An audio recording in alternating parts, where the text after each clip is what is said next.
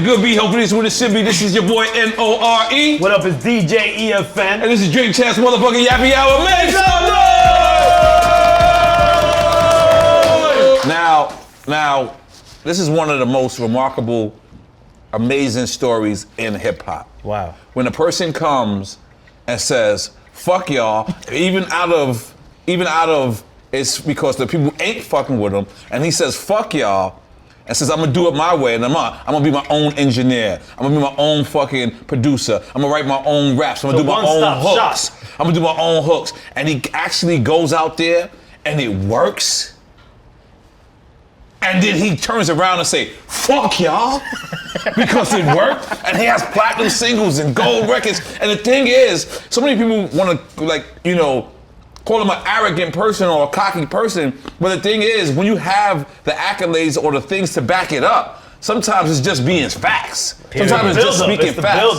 So if you people don't understand independent grind, don't understand who we talking about. We're talking about one other than Russ. Make some motherfucking noise! Now, I was very interested in your story from the beginning because of your relentless work ethic. Now I went and I Googled and they said that you was starting out in 2009. That's when you started messing with the music. It was like 06. So I was like 14. Oh wow. Freshman in high school, just making beats. Wow. But I mean, before that, I was 5, 7, whatever the fuck I was, listening to 50 and Eminem and like writing. I remember writing raps from the perspective that I was from Queens, just because like 50 was my favorite. And so you living in Georgia? I know you're from Jersey. At that time, I was living in North Carolina, so we moved around. So you're moving around. Yeah, so we moved around, but I just always feel like I knew who I was before I knew who I was. Like the bug bit me before I knew that it bit me. Like why else is a 7-year-old standing on his mantelpiece performing raps he's writing from the perspective of like Queens, if for no other reason than like, I think he just really fucks with that shit. You know what I'm saying? Cause that's like, first time you opened it good. This is the first time you opened it good. That was honestly so impressive. That was impressive. We didn't feel threatened. Shots weren't fired. Yeah, shots wasn't fired this time. Go ahead, Russ. You bringing good energy here. It's like, why else do you do shit when you're 7? Other than for the genuine love of the shit. So it was kind of always in my life, but yeah, 14 is when I started like making beats. So what are the artists you're saying that you're listening to at that time? At that time, yeah, it was just G Unit. Woo. Heavy. G Unit? Yeah, like the fucking 50 M, the whole Beck for Mercy shit, like Dre's why I started even getting interested in production. You know what I mean? Right. You know what it was though too was my parents always had like music and speakers and everything. My dad was very musical. His father taught me guitar and shit. Rest in peace, Pop. So like there was always a musical family. My mom. Oh, so your father's father was in the music? Oh yeah, he played guitar for like 80 years. That's what my grandfather say to me every time he see me. He be like, you know where your talent come from? I be like, what? You know what he says? Right? He be like, my dick. I'm like, you my grandfather. Wait, you're Puerto Rican? You my Puerto Rican grandfather. Yeah, He's most disrespectful. I'm like, damn. He's like, yo, yeah. He's like, wait, he didn't say me bolas? No, he says it in English. He be like, your father don't got no talent. He's like, your talent comes to you. Like, I say, oh shit, damn. But I'm sorry, you just reminded me. Yeah, continue. Yeah, so my dad's dad was like just very artistic, and then my mom's grandma played the organ for mafia weddings and shit like that. So there was always music in the family. It's not because you're Sicilian that it was mafia weddings. What? No. I ain't gonna lie. Not at all.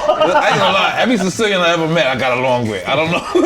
I guess it's because, I don't know. My last name is Sicilian, so I'm part Sicilian. I like that. How do you say your last name? I forgot. In Sicily, they say 25 years. No. I just say E. My last name is Narciandi if you're Cuban. Okay. But according to Sicilians, it's Nachandi. Nachandi. Okay. Is it 2 C's? 1 C. 1 C. Well, maybe it. Yeah, because cha is 2 C's. Yeah. Something depending on the dialect. Well, that's what I was told. You speak Sicilian? No. Oh, I'm about to say. Well, it's Italian. Damn, you gotta be worth $600 million if you speak Sicilian. Jesus. Working on it. So listen, you come from an era of, I don't want to cut you off, but to really make that, to drive that point home, what it was, they had the music in the house. So it was Mamas and Papas, and it was Al Green, and it was Mamas and Papas. Earth, Wind, and Fire, and it was all this musical shit that I was getting introduced to. And so I always feel like the natural segue, the reason why it was so natural to start listening to G Unit, because people don't understand that. You said that's 50, a natural segue? Yeah, because 50 and Eminem are actually wildly melodic. You know, I've never heard a 50 verse where he's not in the pocket. Is this why you became a melodic artist as well? Well, yeah, the inception of the hip hop bug that bit me was based off of a melodic introduction. Right. You feel me? Like 50 wildly wake up early in the morning. It's like everything is like it's a whole cadence and a melody. Like there's a melody to it. Because to me, I feel like you got Drake, you got Eminem, and you got Kanye in you. Like if you made, I agree. You That's sick. just made a superhuman. I mean, if they put them together and made a Sicilian, it'd be you. You know what I'm saying? I appreciate that. That's what I'm saying too. I ain't gonna If lie. the Godfather had Because you have every one of their traits. Like you're so crazy much. like That's- 50 in a good way and a bad way sometimes. Yeah. Then you're Eminem with the shock value. Yeah. And then Kanye is because again it's just out of this world. Like your music sometimes. Well, you could go.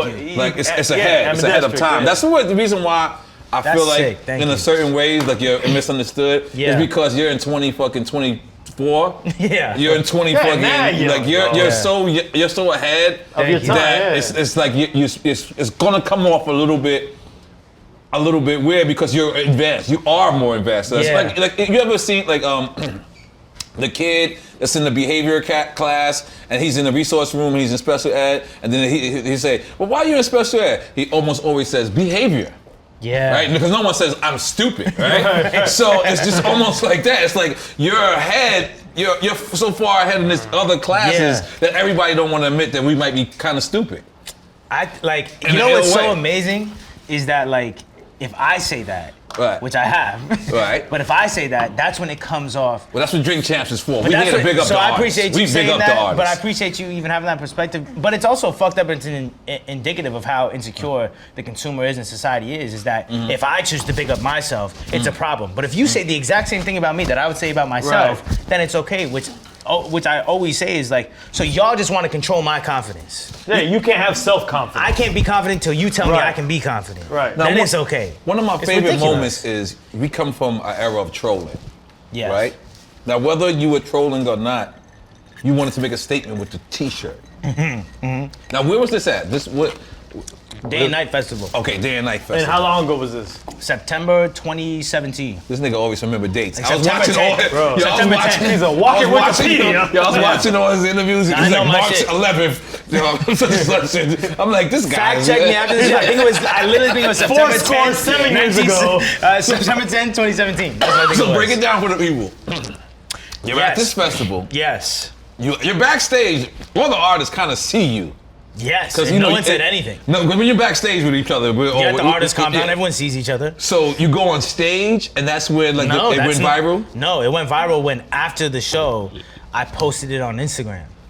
The performance. No, or- just like a picture of me in the shirt. Okay. First of all, the inspiration for that came from RJ3000 when he was rocking those all black jumpsuits with Yep. just things on them. I was like, Was Coachella that he did that? I think so. But I was like, man, that's a really cool way to say something without saying anything. Yeah. Because if I'm gonna be on stage and have a platform, No, I like, get it, let me yeah. just put some on my shirt. Right. So I had like a bunch of shirts lined up that me and Kid Super were like creating, my homie from Brooklyn. But so that was one of them.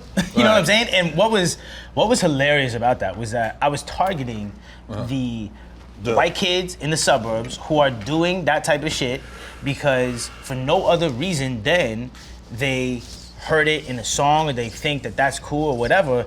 And so you try this wildly addictive drug for the sake of trying to fit into a lifestyle you don't have any business trying to fit into. Right. And oftentimes you try to fit into a lifestyle that a rapper is giving to you and he's not even really living the lifestyle. Exactly. So now you're getting addicted to those When you drugs found and out now that- you're addicted, but you're addicted off of being impressionable to artists that you shouldn't be fucking idolizing like that. When you found out Future didn't use drugs for 3 years and he was making that type of music, what did It you did feel? nothing for me because I didn't buy into it in the first place. I don't Right. buy. This is the entertainment industry. Like if these rappers were I doing the love type Future, but I never thought he got that high neither. no, but it's Like like that's I love the Molly music. Perkins said. But what was the And bad one to day, that? nigga? No, but think about it. It's like if these rappers were doing the drugs that they were saying they were doing, they wouldn't have careers. At all. Like, at all. But if you're 15, you line, probably don't know Molly that. You see the ones that do it and their careers all together? You doing all that? Yeah, I think Future is fire to turn No, up to, Future's but like fire. I didn't buy into it, so it didn't affect me. I was just kind of like, duh. Would y'all really think that he was doing all But that? what was the backlash to that picture and then They what thought happened? they thought that I mean, was. we kind of know, but they thought that I was making a joke and ridiculing addicts. Right. Like, you don't know it's a disease. I said, no, I know it's a disease. Right. Y'all keep overlooking chapter 1 though. Right. You want to go to chapter 2 and say, well, he's addicted. Right. Yeah, now he is. Nobody wants to talk about the cause of Can the you go to disease. chapter 1 and talk about why these motherfuckers are addicted? Right, And right. I was not talking about the people who have PTSD, literally PTSD from being in poverty-stricken places and dealing with fucked up shit and traumatizing events. I'm not talking about those people. I was talking about the white kids in the suburbs. And why do I know that? Because I grew up with them. And I went to college with them for a year. And I had a best friend who we would go to the party and he'd be like, yo, you think I should snort this or pop? And I would be like, no, I was his crutch of reality. Like, what are you talking about? No. And short thing, when I left school, he's addicted to opiates and then heroin and Roxy's and the whole shit. So it's like, I'm talking about those kids who literally have no reason to be doing it other than it's the thing to do. I'm not talking about the PTSD people who like need serious help. I'm not talking about y'all. And honestly, I'm talking about chapter 1. Y'all want to keep saying addiction is a disease. Yes, can y'all go to chapter 1? Why did you pick it up in the first place? Tell me really why. To escape No something. one wants to say why. No, Tell me really why. That's all I was saying. And you said Roxy's. What the hell is that? It's like heroin but pills. I What think. the I don't fuck? know. I think I'm that's glad- what it is. that's what it's Could be called? wrong. Bro, there's so many versions of these pills. I'm glad I'm not in that world. But I think that that's a conversation that needs to be had. Like, people need to start getting to the root of the issue. Right. Everyone wants to just say, they want to skip over that and say, well, he's addicted, it's a disease, he needs help. Yeah, but like to prevent it again from happening, why don't we get to why he did it in the first place? And like, that's all, like, was my approach harsh? Yeah, but like, Has honestly, anybody ever offered you lean? yes, for sure. Yeah. Oh, and then there was tweets that like where I was saying need lean, right? Like 2012. And I've never addressed this, right? So people try to pull that up. Like, you're like, people think that I was an addict. Like, you're an addict. You're just like, yo, y'all are fucking insane. What it was is that it was 2012, 2013, some shit like that. Me and my homie were in the studio, we're faded. Right. We're broke, we're off. And we're like, man, that shit sounds fun. What, lean? Yeah, we're like, you know, because it was just like, it was in Future, and honestly, it was Future and all these people. And we're like, man, that shit sounds fun. Okay, yo, who got the lead in Atlanta? We never ended up finding it though. And honestly, you know what was crazy? And shout out to my fucking homie, to call him a homie is weird because he's way older than me. It's like an OG, but we knew he would have it, so we went to him. And it's actually, I've never told this story. Right. So we went to him, we pulled up on him because we were like, yo, we want to try lean, right? We go to him and he's like, nah, I'm not even gonna get that for you. Like, y'all don't. And what do age that. are y'all at this time? Ah, man. What age? 19? 20? Okay, 19, okay. some shit like that? Okay, he's a real nigga because after 18, you're supposed to be able to give you drugs. Yeah. Like, I'm being honest. Under 18, I gotta think about it. Yeah, but that's how you Yeah. know, like, Yeah. nah, he was actually on some, like, yo. He's a good guy. That's He wanna not take what- care of y'all. Yeah, Yeah. like, here's some weed. I would think he would say, how old are you? 19? But I've never told that You're pushing story, the but, limit. like, but that's also how I know, like, I know it's about being impressionable because I once was impressionable where, like, me and my homies were like, yo, hold on. Like, fuck it. You're sitting around, you're broke. You're in the basement in the studio. I'm talking about 400 followers. Like, you're just broke. And you're like, fuck it, man. Maybe that shit might make the music be iller. Like, and so the curiosity. I know people who did that. For sure. Yeah, I know and the people who did curiosity takes you to that place where you're like, yo, let me like look into that. But then luckily, like I had, you know, a big homie who was like, I'm not even getting that for y'all. To tell you And the then truth- honestly, once I went to sleep and woke up, we were like, yeah, God, I mean, duh. What the fuck am I doing? You know what I'm saying? I'm really no better because, you know, I do get flat out drunk sometimes, but when I see these kids on Instagram at 3 o'clock in the afternoon and they're just leaning and spit coming out of their mouths, Yeah. it concerns me, like, as an older person, you know what I'm saying? And I know that the thing about it is I have to be careful of what I say to these kids because whatever you say, if I say something, they can react back and they can always say, suck my dick. They Right. can always say, fuck you, old head. And I'm like, damn. That's fine. I just don't want to be called old head, nigga. So we're gonna relax. Yeah, well, 'Cause I know they gonna squeeze that trigger. You know what's insane though? Yeah, Is what? that old is a compliment. That's what I'm saying. man, Old is a compliment. we But here's what I'm survived. trying to Period. say. Shit. Here's what I'm trying to say. So because I heard you say this, it was like the Charles Barkley thing. On one part of me, Yeah. wants to 1,000,000% agree with you and point out to each and every one of them. Like I pointed out that I didn't think Future was getting high like that on Sway's show. Right. Yeah. And then it was like he kind of said that like the next 3 weeks after that. But anyway, what I'm trying to say is for certain things, I do feel like I got a responsibility. Like if I see, Yeah. I don't feel like I should do it publicly. Yeah. But I feel like I should reach out. Like I see one of the dudes, they was on Instagram. But then there's a part of me that says, this dude don't even know who the fuck I am. Yeah. This call might not even be taken as a respect call. Yeah. This call might be taken as a judgment. letdown. Because if Yeah. you ain't on my playing field, Yeah. like sometimes me trying to give you advice comes across as me trying to check you. Yeah. And I'm not trying to check you. I'm just trying to tell you Yeah. I've been through this. I've been through it through my father, through my family you're trying to members have a of being conversation. addicted to heroin. Yeah. Lean is the same exact thing. So It's we had liquid heroin. we had a whole campaign against lean at one point. And it was real because then we also allowed Young Dolph to come up here and we let him get high right in front of us. So we're just as bad. No, there was a couple That's artists that we've questionable. had on That's Resident. questionable. Yeah, that's It's crazy. bad. It wasn't just Young Dope. We've had a couple We had artists 2 that, Chainz, that were 2 drinking. Chainz. And then the other thing that I think we skip over sometimes is, and tell me if I'm wrong. Yes. Lean didn't start with Future and these guys. No. Lean It started was with back. MJG. DJ Screw and DJ Screw, yeah, rest yeah. in peace, DJ Screw is my Right. dog. But they didn't know how lethal it was. Yeah. We didn't know till Pimp C. Right. After Pimp C, then we knew. Because nobody was telling them, hey guys, that's fucking heroin. That's heroin, yeah. So And then that shit went mainstream with Lil Wayne. Yeah. with the seizures, or was that Rick Ross with No, the seizures? just Lean went mainstream with Lil Wayne. Oh, okay, with Lil Wayne praising. Yeah, that was just like, and Lil Wayne is one of my favorite rappers ever. But Right. like that's the thing. You are looking currently at a rap game that is a bunch of babies of Lil Wayne. From the face tats to the dreads Wow, to the I lean. never thought of it It's that way. all a bunch of Lil Damn. Waynes. Look at every one of these little 21-year-olds. It's all Damn. Lil Wayne wannabes. That's why it's like, no, I'll just go to the real thing. Y'all are like, Didn't Lil Wayne free himself of lean as well? probably did, but like like. I think currently though, I'm saying, I think he is. I'm not Hopefully. sure. I'm not sure, but like he said, hopefully, yeah. I'm not sure. Plenty of times I've seen And Lil Wayne. my other thing too was that it's one thing to say I have a problem, I'm Right. addicted, and it's fucked up. That's one thing, and Right. I hear you, and that's fucked up. There's a whole nother thing when you start using substance abuse as a marketing tool. When your merch is a lean bottle on it, or when you post Right. on the gram, look at me smiling next to lean. It's like, bro, Right. like, I'm not stupid. You can fool the 10-year-olds and the 12-year-olds that follow you, but you know that you posting a picture with 4 lean bottles smiling is gonna get more likes than your song does spins. But to tell you the So, truth, because like, I heard you that's say the that reality. somewhere else before, and to tell you the truth, reality. that's one thing, you're right, but another thing is lean is so expensive. Yeah. That's the thing. I think they're flaunting it as a show of wealth. Well, that's even worse. You are flexing. I how agree with you. fucked up All the Right. things that That's are a even show worse. of wealth in hip hop to me have degraded Yeah, people. I agree but with you too. That's it. I agree with you But too. I just think like, cause at that point, and then I have a problem with the people that do that and then try and say that they care about the youth and like, I'm helping them. It's like, no, bro, because if you know anything about kids, it is, I do as you do, not as you Right. say. Right. You don't have a you feel time me? to show everyone that. You know, So it would happen like I would come home with hickeys, right? I would come home I was 16, 17, come home with hickeys, and my dad would get super pissed because I have a younger sister. Right. And so he was like, you can't tell her, now maybe this is extreme, but whatever, it's an analogy for the sake of the conversation, but he would say, you can't tell her, do as I say, not as I do.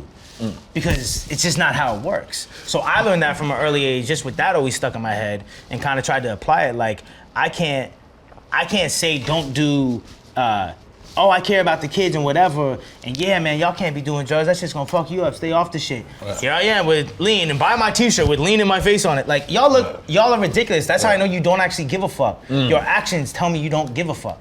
Like you can say it all day long, but I'm not slow. These people might be slow, and I'm just not the one to keep my mouth closed about it. And if that makes me the bad guy for calling out dumb shit, so be it. Make some noise for that, damn it. Make some noise for that, goddammit.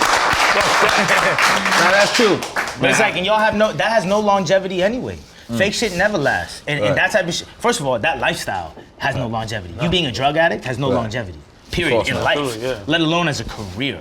Let alone as just like, that's all you have to offer. And that, and I feel like what's crazy to even segue it is, you look at a absolutely untimely, tragic death of a Nipsey Hussle, it kind of put, like, I've been a psychotic fan of Nipsey Hussle for well, let me stop you right there, because you know what's the crazy shit? When I Google you, most of the time you did interviews was right after Mac Miller's death. So I did a couple there, yeah. So no, what I'm saying is like when I looked at the timelines, because I know you know the timelines, it was a lot of interviews that popped up and was asking about Mac Miller's death. So I was wondering, I was like, wow, he came and now this is after Nipsey. Yeah, and I'm a really huge fan of Nipsey, and I have been for. You've been very vocal about it. Since I heard the marathon in December 2010 when it came out, you know what I'm saying? 2011 type of shit. But when you have a death like that, it kind of puts it all in perspective, because it's very like, that was the real. What was the first thing you thought about when you heard it? I just couldn't believe it. I woke up, because my sleep schedule's fucked, so I was asleep. Right. And my mom knew how much I fuck with him, so she called my manager to tell him to like, go wake him up. So I woke up to like 50 group texts and all these, and I'm like, what the fuck? Like, there's no way. There's no way. But that shit, I cried every day for a fucking week. For a week straight, because it's Nipsey never had a top 10 Billboard hit. Nipsey did more albums the week he died than he did when he dropped it. And say that again, I'm sorry. The first week numbers when he was alive didn't match the first week numbers when he died. Oh, wow. And he deserves all this love and more. Yeah. And the reality is that what it goes to show is that numbers don't reflect impact. That's why I said that when I tweeted it whenever, but because Nipsey didn't have the top 10 hits or whatever, but look at the impact. Why? Because he was saying some shit. Because you know what? If one of these fucking little Instagram entertainer ass rappers who just, their whole shit is just gimmicks of lean this and I'm making songs about my chains, it's like, it sounds fucked up, but if y'all die, what are you leaving behind for the world? Right. Not shit. What did you like? No legacy. When we listen to you, what do we want to go do? Most of y'all have fans who, after they listen to you, want to go just do some fuck shit. Go pop of this, go do. Nipsey had people wanting to go start businesses, get real estate, influence their community, buy ownership, like, you know what I'm saying? Without having the top 10 songs. So that's how you know it's not about that. It's about what the fuck y'all are talking about. That's why I always be saying, like, y'all can do all the drug marketing tools and do all the gimmicks, but that shit will not last, because it simply has no lasting effect on life. You can't apply it. You can't apply some of these people's songs to your longevity of your life. You know what I'm saying? Nipsey left behind gems that I'm gonna be using when I'm 90. You know what I'm saying? Like, he left, like, I was not a big reader, but what I did read was really impactful. It was self-help books. It was Napoleon Hill's and Deepak Chopra's. Oh, Napoleon Hill's ill. Yeah, so it was that type of shit. I felt like when I heard Alchemist, you read Alchemist, too, right? For sure. Four Agreements, The Secret, all that shit. So when I first heard Nipsey, I felt like I was getting another self-help book. You know what I'm saying? That's deep. And so I feel like that's whether or not that's what your agenda should be as an artist, that's what I gravitate towards. And I feel like that's what leaving the world off as a better place is about. Because Nipsey left the world off. The world is a better place because of Nipsey. Like, Nipsey didn't come into the world and make it worse. Some of these artists are literally coming in and poisoning the youth. They're poisoning the culture. They're doing all these things. And it's like, it's insane to me. But once again, no one has balls. Everyone is scared. Everyone wants to be buddy-buddy, so no one wants to say shit. So that's fine. I'll be the one to say something. Y'all can do whatever you want, but it's too late. I already got my fans. It's too late. I'll send you a postcard from the Forbes list of Staples. It's too late. You know what I mean? Real quick, I know you probably wouldn't want to bring this up. Okay. But I just feel like it's fucked up the way shit went down, but we were supposed to have, or not supposed to, but Nipsey could have potentially been on Drink Champs. Same day we had Birdman. Same day we had Birdman. So when we started the interview with Birdman, what happened was, because I got notes for you too right here, but I want to be as natural as possible at first. So I leave my phone away. Sure.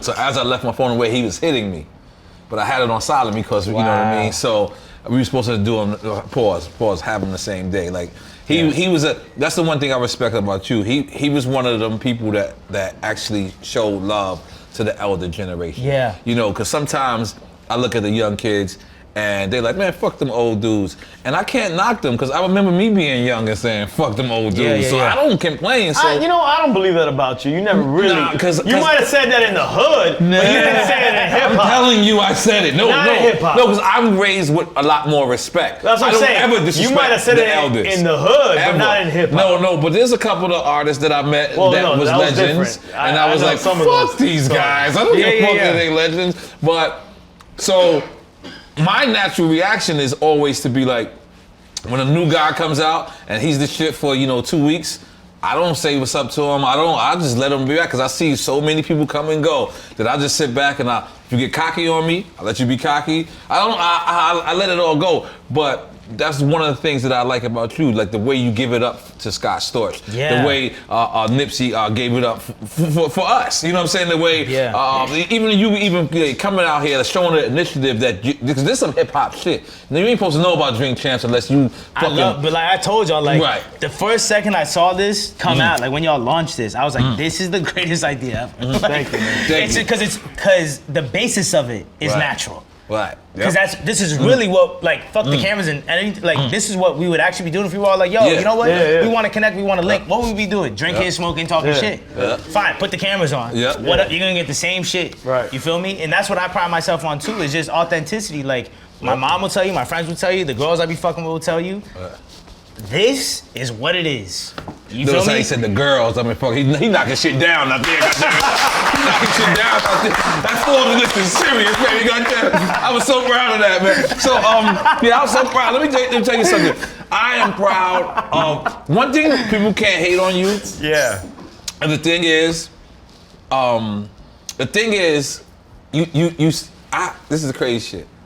You said something, but I said it on my record. I said, we gas these artists to be these artists. And when these artists start acting like the artists, we say, why is he acting like an artist? Right. And you said that shit. Yes. I said it on my record, Big Chain. But I'm researching you and I'm like, this motherfucker, he understands it. The thing is, it's just like being a DJ, right? It's just like being a DJ, right? They'll tell you, you're the closing DJ. So it's naturally for you to be mad at the opening DJ playing all the records that you're gonna play. Right. Yeah. So they gas you, you're DJ EFN, EFN. And then when you start acting like the DJ EFN, then they critique you and say, oh, he's Hollywood. He's Hollywood. What's insane, it's almost like, for an analogy, it's like a fan looking at you on the come up and they're like, man, I can't wait till you get on. You can have all the chains these rappers have. You start rocking those. You don't gotta rock those chains. Why are you rocking all these chains for? Man, that you got on. Pick a fucking side. What are you talking about? That's why I said in a Flex freestyle, you either love me or hate. What did I say? You either love me or hate. You're a supporter. You either love to see me shine or you don't. No kind of sorta. You either some or a supporter. But it's like you can't just be like, oh, my love is conditional. Right. I want to see you shine, but only under these conditions. Right. Don't shine on me. Don't shine on me. Right. But you know what happens with insecure people? You shining regardless shines on them because they just feel like anyone shining is fucking up my shine. It's like, no, you insecure piece of shit. Right. Go yell at your fucking mirror. It's got nothing to do with me. Give him another drink, goddammit. Give him another drink, goddammit. Shit is real. Shit is real. But there's definitely a culture of fans that they just your fans on the come up and then they renege on that fan shit. Yeah, because they didn't really want you like that. They wanted this part of you. The second it went here, I gotta go find someone new to fuck. It's like new pussy. You know what I'm saying? I'm gonna tell you. For real, that's how they be looking at you. It's vultures. Like the consumer, a lot of the consumers are vultures and hyenas. They just pounce down on you when it's like convenient, like eat you up. The second they're done feasting on you and there's some other new shit going on over here to the right, they're like, cool. And why it fucks up artists? Because artists be thinking that love is real. right? So they put out something. They put out a song, a Blueface or any one of these people who have a song going crazy. They're getting all this love. It's going nuts. A couple months going nuts. And so the artist is like, man, this is sick. I'm lit, right? Yeah. They don't realize though that in 3 months there'll be some other person with another song that the vultures, aka the consumer, will just they'll look up and be like, nah, and start feasting on these people, and then you're left just fucking hung out to dry. Like, damn, I got nothing in me left, and now I didn't set my career up because I thought that this was the moment. I thought this moment would last forever, and it's like. But there's also the snobby fan. The snobby fan is the one that I like this guy on the come up because nobody knows about him. Sure. I'm on that new shit. I'm like that it's not too. new no more. Like then that. fuck that motherfucker. Right. You know. I'm like that too. I used to love Floyd Mayweather when he was underground. When everyone started like Floyd Mayweather, I was like, damn, now everybody knows my shit. Yeah. Like, yeah. Nah, But let me tell you, I was explaining this to EFN earlier. One of the times I collaborated where I actually felt like we were trading fans, because that's the thing about doing a collaboration, right? Sure.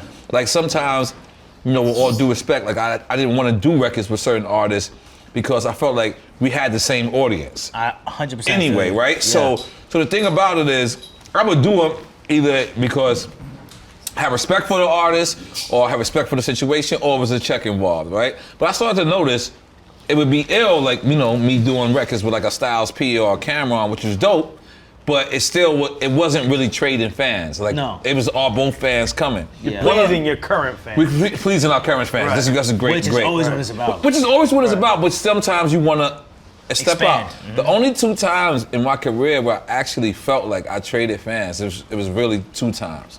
One time, I know this is terrible to say, but I gotta say it, is when I did my one and only record with Jay-Z on a R. Kelly record. So sorry. So sorry.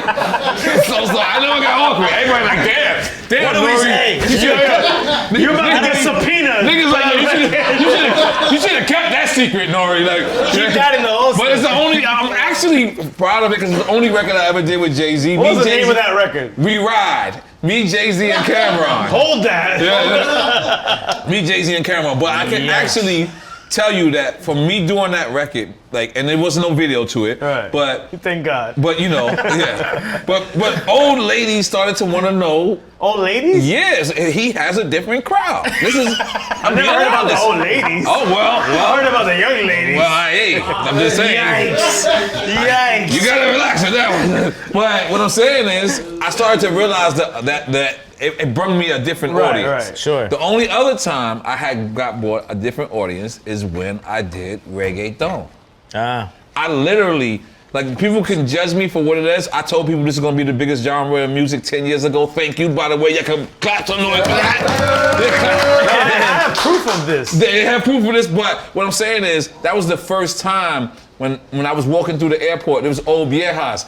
Daddy Yankee, go Daddy Yankee. And I'm like, yeah. And it was ill because like you actually got to see you trading audiences. Right. Yeah. That's what hip hop is about. Or expanding your audience is better said. That's what I think this very moment is right now. Like, I agree. You know what I'm saying? This is big for me. That's like, those 2 other big moments. Yeah. Just the set named in This my is life. big for me, just because like we were talking about, I respect people who make it. To y'all's point. Right. Like, and we independent too, just so you know. Go ahead, talk about it. God damn it, we independent too, God damn it. We own our masters, God damn it. God damn it. We make these. Yeah, the masters might be We this break our own awards. Yeah, we break our own awards. The masters might be this. But that's impressive, you know what I mean? But you know what else? I do everything for the game and the love of the game. I don't really care about the points. I never did, never had. A lot of people get rich and stop trying. Because the rich and the money is the points. I just love the game. So I record because I love the game. If I was only doing this shit for the money, I would have stopped the second that Forbes list came out. Let me tell you something. You feel me? It was clearly not for that. I paid my bills one time for 18 months in advance. One time? It was like 18 months, because my accountant just suggested it, and she paid my bills 18 months in advance. The most miserable time of my life. Why? You like? I gotta hustle, man. You gotta cut my AT&T phone bill off every now and then. You gotta keep me straight. You gotta keep me straight. About that one, buddy. Don't cut my shit. Listen. That is insane. Listen, man. When you lose your hustle, like I lost my hustle. Like you gotta realize, because it was point driven. I was too content. I had everything and it was like I had 6 cars on bills paid for 18 months. I literally didn't know what to do. But that's with my life. driven. You lost track of bills, is what it was. No, I paid it 18 months. No, you lost track. If you don't know that you gotta pay the bill. My thing is, every month I gotta feel like I gotta make a quota. Yeah, you lost track. And when you lose that quota, you lose your hustle. Yeah, you don't absolutely. realize it. Let me add. See, but that to me, that's point driven. My quota is my own personal satisfaction. Like I need to feel like my jump shot just improved every month. Like the money I know is ancillary. That's cool, whatever. Right. But I understand that hustle too. But then it's like to me, like I'll never stop because I'm never content with the level I'm at. I always think my overall can go up. If I get to 99 overall, I'll be like, yeah, but I bet you if I just go hard in the studio, I'll be 100. That's what keeps me going. And you're still doing everything? Recording, producing? I still like, now I've been working with other producers, but when it's like, the studio's in my house. I didn't build it in my house, so I still walk downstairs. You brought Blue Frame to your crib. That was hard. That was hard. I like that. That was a wild night. That was a wild night. All right, cool. You know who Blue Frame is, right? The strip club in Atlanta. It's the best strip club in Atlanta. Yeah. I mean, I know Magic City. I know Magic City too, sir. Magic City's the mainstream. But Blue Frame, you know what? Magic City, sometimes they be acting like it's for the tourists, sometimes. No, I went back I'm not talking about the 90s Magic City. It's like Tootsie's. It's like Tootsie's, yeah. 90s Magic City was not for the tourists. Well, no. I'm saying now, like Blue Frame is like more like you see Killer Mike there and shit like that. In the daytime by himself with a midget, like for real. With a midget? I don't know why I said that. I don't know why I said that. Now let that one ride. With a dwarf. Is the correct word dwarf? Dwarf and midget's both wrong. Little people. Like, What's crazy? Yeah, little people might be okay. I'm not even getting it because I'm gonna get canceled. Why? Because they're dwarf midgets. I have no idea what they're called, so I'm not saying anything. No, you was like smack. I was hanging out with Khaled the other day, right? And DJ Khaled. I don't know how to pronounce. You hang out with him? I'm dyslexic. And you don't know his name? You gotta get over it. I'm dyslexic. Is he coming on Drink Champs? Did you guys figure that out? I didn't ask him. Yo, come on, bro. That's your BFF right now. He said to me, I asked him a question, and he said, I'm the king of, avoiding controversy. Oh, that's why he's not coming on Drink Champs. Listen, it wasn't about Drink Champs, right? So he said, I'm the king of controversy. No, that's about Drink Champs. Contrary to what he said, you're almost like the exact opposite. For sure. Well, I'll tell you, you know why? No, he said he's the king of avoiding controversy. Well, I'll welcome it because if when the dust settles, the truth still remains, which it always does, then I'm down. Right. And I got my fans, so I have confidence and I find solace and faith in that. Like y'all can't take that away from me. You feel me? So whatever happens, it's. Pour another drink. Come on, get some ice, you said that 4 times. Get My some drink ice. is still empty. Come on. And then Tiger Mom, goddammit. Yeah, sorry, man. Our Dominican workforce. Nah, but that's good. He's into the interview. Usually he's not into the interview. Nah, but you know what I do? I really want to make that point for everyone watching. Like, it's really about the game and not the points. Like, I feel like there's NBA players who will play for free. And those are the ones who get rings. Like, I feel like Kobe would have played for free. I feel like LeBron, now the money is amazing. They still got to secure the bag. Let me just tell you family. something. You have to win in order to lead. For sure. People don't want to lead or follow a person that's broke. I don't give a fuck how much. No, for sure. But my thing is, if you fall in love with the game, I just feel like the points you follow. Use us as an example. Use Drink Champs. Yeah, we did this for 8 months, not a check. No, 9 months. 9 months. I'm sorry. Look at his face. Be exact. She got real. You see this? 9 months. 9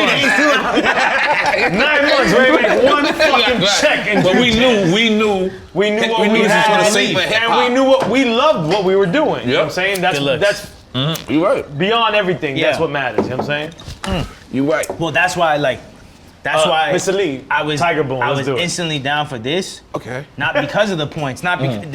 Ask anyone around me. Did I? By the way, big up Karen Civil too. Oh yeah, shout out Karen Civil. Karen Civil was a fucking superhero. Yeah, that's later. She's a superwoman. Yeah. Sure. Oh god damn, let's make some noise for the Haitian woman. God damn it, Karen Civil.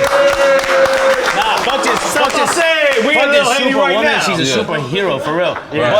But the reason why I did this, like I said, you could ask her, you could ask anyone around me. I never once said, well, how many views is it? Right. It wasn't about the points. It was about, I love the game of the shit and I love to play.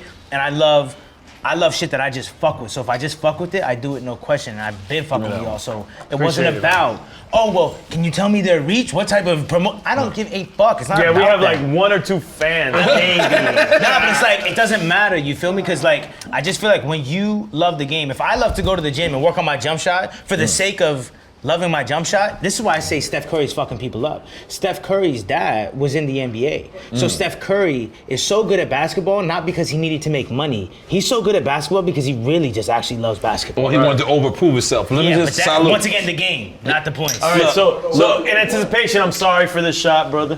So this is Tiger Bomb. This is Tiger Bomb. I did some research So listen, on this. let me let you know. Please. In our show, we celebrate your motherfucking life while you here. We don't want you to go away and be like, this motherfucker saw at the Staples Center and we didn't tell him how proud we is to your motherfucking face. Yeah. We are proud of you, brother. We seen you come. We relentless coming in this motherfucking game. Man. Stomp this shit out and we fucking respect you and we got your motherfucking back. Salute. This is terrible. Not that bad, I can tell, because he drink. That's not that bad at all. Oh wait, he wants more. He wants, give him more. I'll do one more. I ain't gonna front. I'll do that.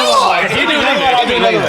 Hit me later. Yeah, no, it kind of like sneaks. I'll take another one, but I don't want it. But take I'll another one, but keep it on side. Whatever, do 3 more. But get him the same amount you gave me, bro. So fuck, man. Yeah, let's keep it even this time. Is that a Modelo? Are you drinking Modelo's? I like Modelo. Yeah. I'm not mad at that. So it's crazy when we first met each other. I was the beer guy. I never drank beer.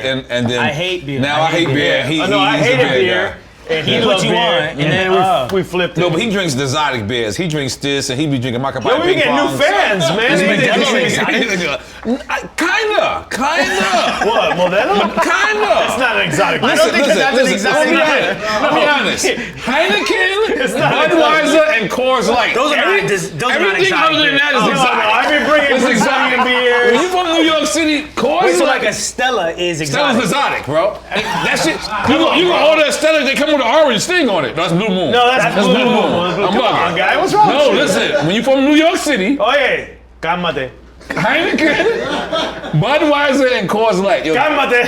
did I ever tell you You know when I got put the onto Coors Light story Modelo's? with Big Pun? Yeah, the Big Coors Light story with Big Pun used to make everybody walk in his session, drink a whole Coors Light, and then a fucking shot a beer of pong Hennessy. joint? Yeah, but this was horrible because it was this engineer guy. He walks in. You could tell this engineer is scared to death because Pun is, and he got a gun on his waist. He's like this kind of crazy guy, but he's so funny that you forget that he's crazy.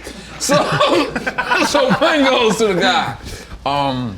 Everybody got to do it. So he makes we all drink a Coors Light. Most horrible thing in the world. You got to piss immediately. A bottle? No, can. The whole joint. Yeah, the whole joint. Then what's and then you next? take a shot of Hennessy, and then he just lets you go. Ooh, that's terrible. That's not like that bad of like an intro. No, I it's mean, not if that you bad. think about it, to the head, together. To the head, 1, 2, 1, and then 2. you got an engineer. But you were living that life. No, but I'm good. But I feel so sorry for the engineer because the engineer's looking at me like. He had to do it too. He had to do it too. He made Everybody had to do it. Everybody. So he's looking at me like, N.O.R.E, I don't drink fucked. at all. And I'm like, I'm not paying you, Papa. Right? Like, yo, I haven't had a drink in 10 years. I can't do the fucking shot. And Pun made it. And The Pun guys made at it. AA and shit, y'all fucked up. That's Yeah, crazy. I can't front. He had like that recovering alcoholic face. man. I said, God bless you, one. But I'm just saying, there was wonderful stories. I got put onto Modelo's by this Venezuelan chick in Brooklyn. You see? I told you. I'm not gonna lie. There was this restaurant She across. sounds exotic. She Was okay. Venezuela from Because Brooklyn. there was this, shout out to Kid Super, one of my homies has his own clothing brand, company, whole thing in Williamsburg. And I would go up there for months on end and make a lot of songs and whatever, because he had a studio in the basement. And I would just sleep on the couch, there was no windows. Tell them about that grind, baby. Tell them Yeah, about like that grind. there was a Chinese spot around the corner that I would just get food from for $5, like twice a day, and then someone would spot me on the deli sandwich. You know what I mean? There was this restaurant though across the street called Mexico 2000 that had all these Venezuelan girls, and they were definitely underpaid. Wait, and, it's which is fucked Mexican up. 2000 with Venezuelan Yeah, girls? so this is why it's fucked up. So it was Mexico 2000. Y'all were underpaying these Venezuelan girls. We know. Y'all Was this fucked massage up. parlor?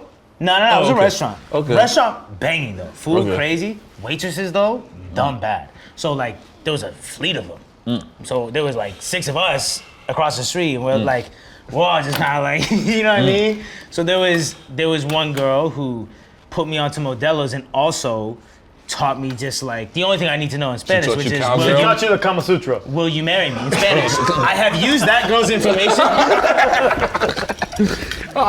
Te quieres casado conmigo to all my Spanish women out there. You feel me? Shout out to the Venezuelan girl there. I swear you spoke you ready Japanese already? and Spanish at the same time. Honestly? I heard Mega buy a big bong in there somewhere. Possibly. Salud once again. Tiger Bomb. Salud once again. Tiger Bone is in the zone. Now, it's a time in my career. Yo, you really go right into another conversation? That's happening. Go ahead. Yo, I'm there with you. It's boosting me up. Come on, it's Game of Thrones bound. Dragon fire. Because there was a time in my career where I just got off a major. Yep. I did another independent thing, and I didn't like it. And my only route was to keep continuing with my fans was TuneCore. Wow, I love this. Damn, I don't even know this about you. TuneCore. TuneCore is the shit. Go ahead. I made no money on TuneCore at all. Why not? Wait, what year is this?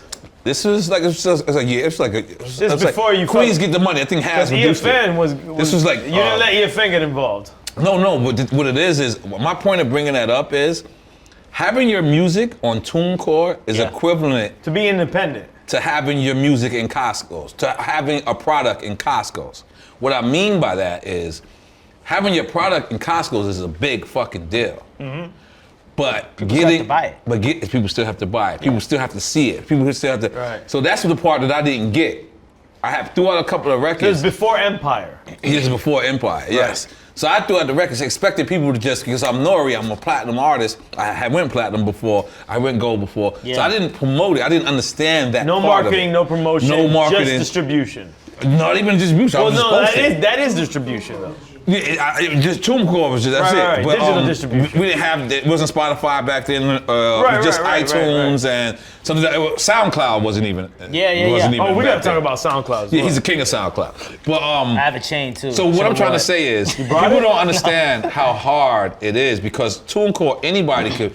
You're all on the same level. Well, TuneCore is chapter 2. That's the Okay. thing. TuneCore is chapter 2. Chapter 1 is understanding how to market your own product, which is like, because like you said, TuneCore isn't like having your shit in Costco. It's like Well, having shouldn't your, that be it's chapter like- 3 really? Hold on, it's like having your shit in Costco in every city, in every town, everywhere in the world. Right. That's what it's really like. But nobody But knows. people it's gotta there. know it's Nobody there. know, right. So then you gotta learn kind of what works, which is what took me a long time too. I could pull up my TuneCore right now. I was making 20 cents, 30 cents, $1, $10, $20, 40. It Right. wasn't like, second I put my shit on TuneCore, I was a millionaire. It was Right. 4 or 5 years of max $400 And you a started a month. song a day too. That's when you started Yeah. a song a day. That was Right. on TuneCore. That was on SoundCloud. TuneCore. Okay. Well, okay. I was so this is how I was doing it. First, I put out 11 projects, all self-produced, everything, right? God damn it.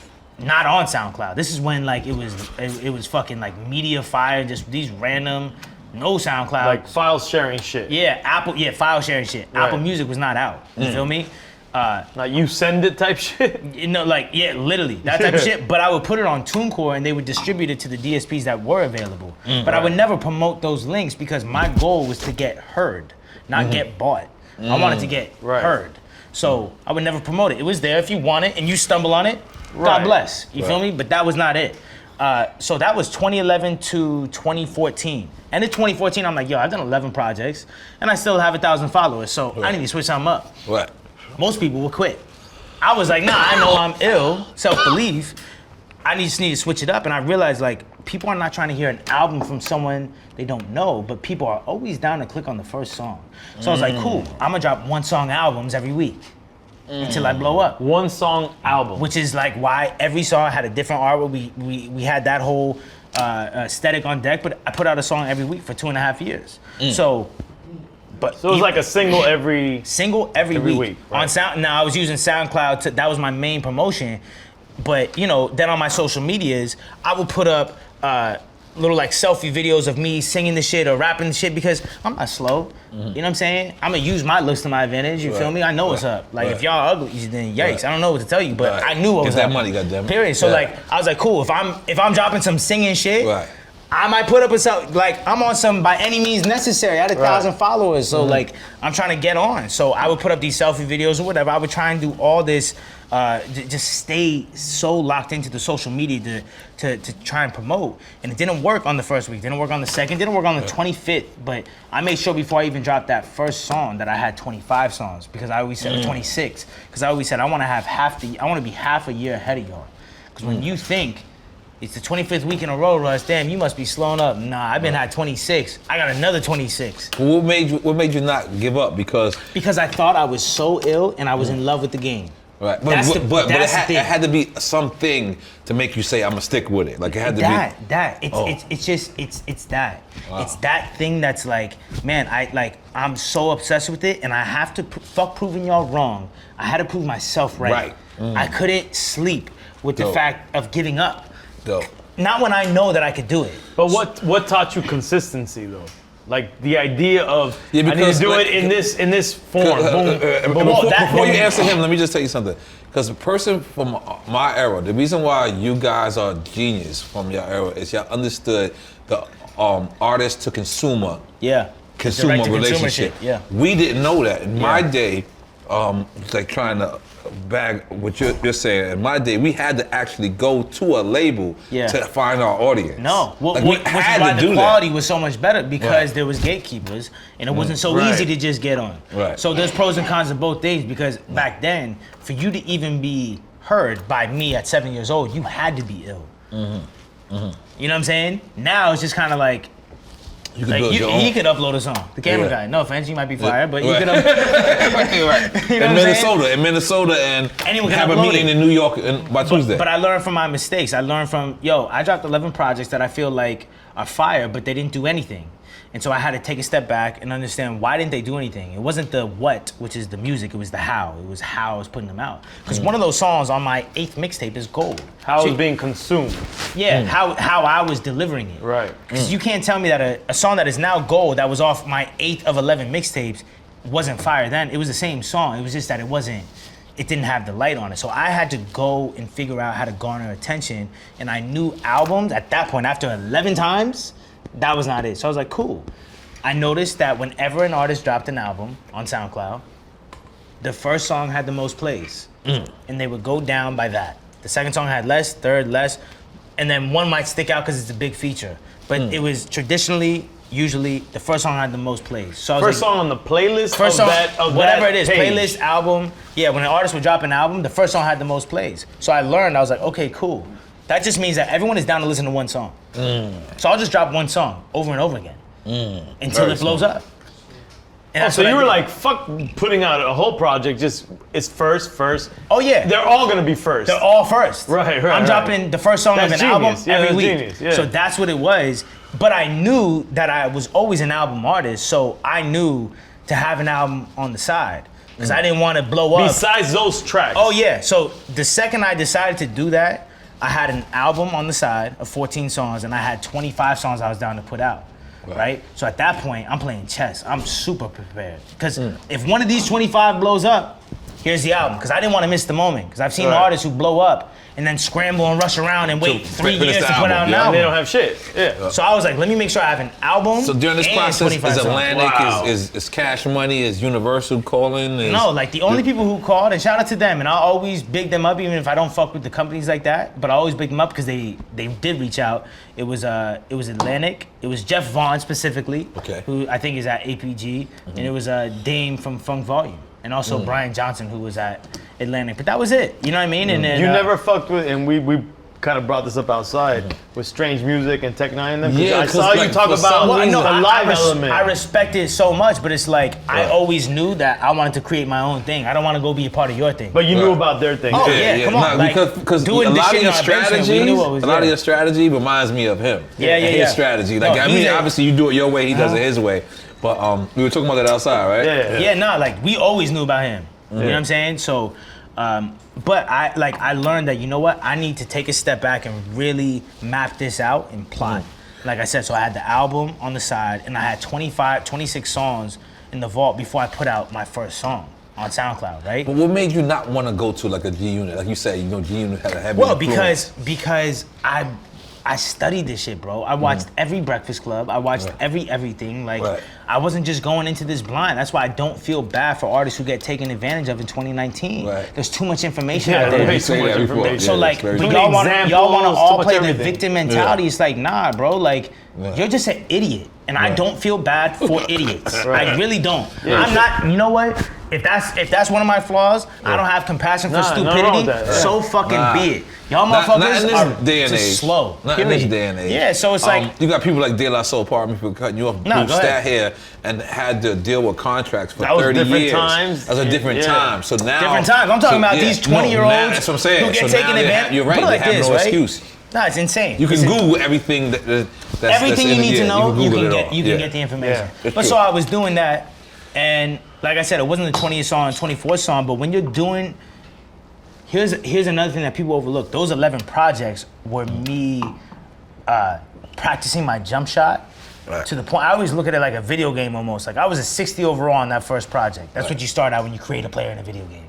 By the time I was even putting out songs on SoundCloud, I had mastered the craft to a certain level. I was 84, you feel me? Like I was formidable. Any song at that point could have gone, right? And maybe it was a 90. For once, I'll be humble. 84. No problem. You know what I'm saying? No problem.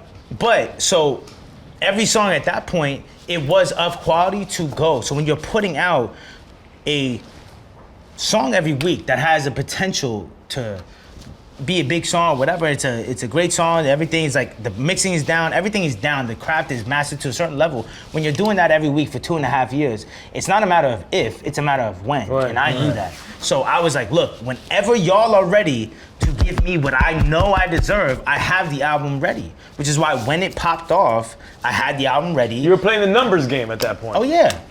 No, but that's still some tough shit. Like, well, the only tough part about it is the mental aspect. Because look how much time you would have wasted if it didn't work. Yes, but you, like, 100%.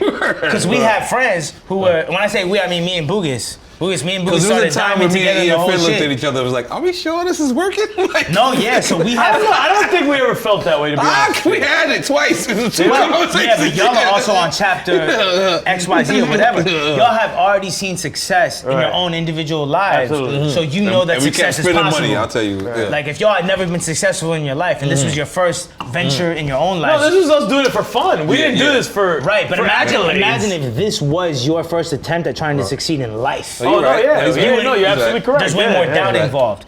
But no, we were just always. It's a belief thing, bro. It's a belief. Explain to an artist. Though. I see it in the explain to an artist, right? And everything you've read. Because I'm telling you, and it's amazing. Explain to an artist, because the thing about it is, right? We're starting out with you saying you posted a thing on TuneCore, and then we're so much skipping. Yeah.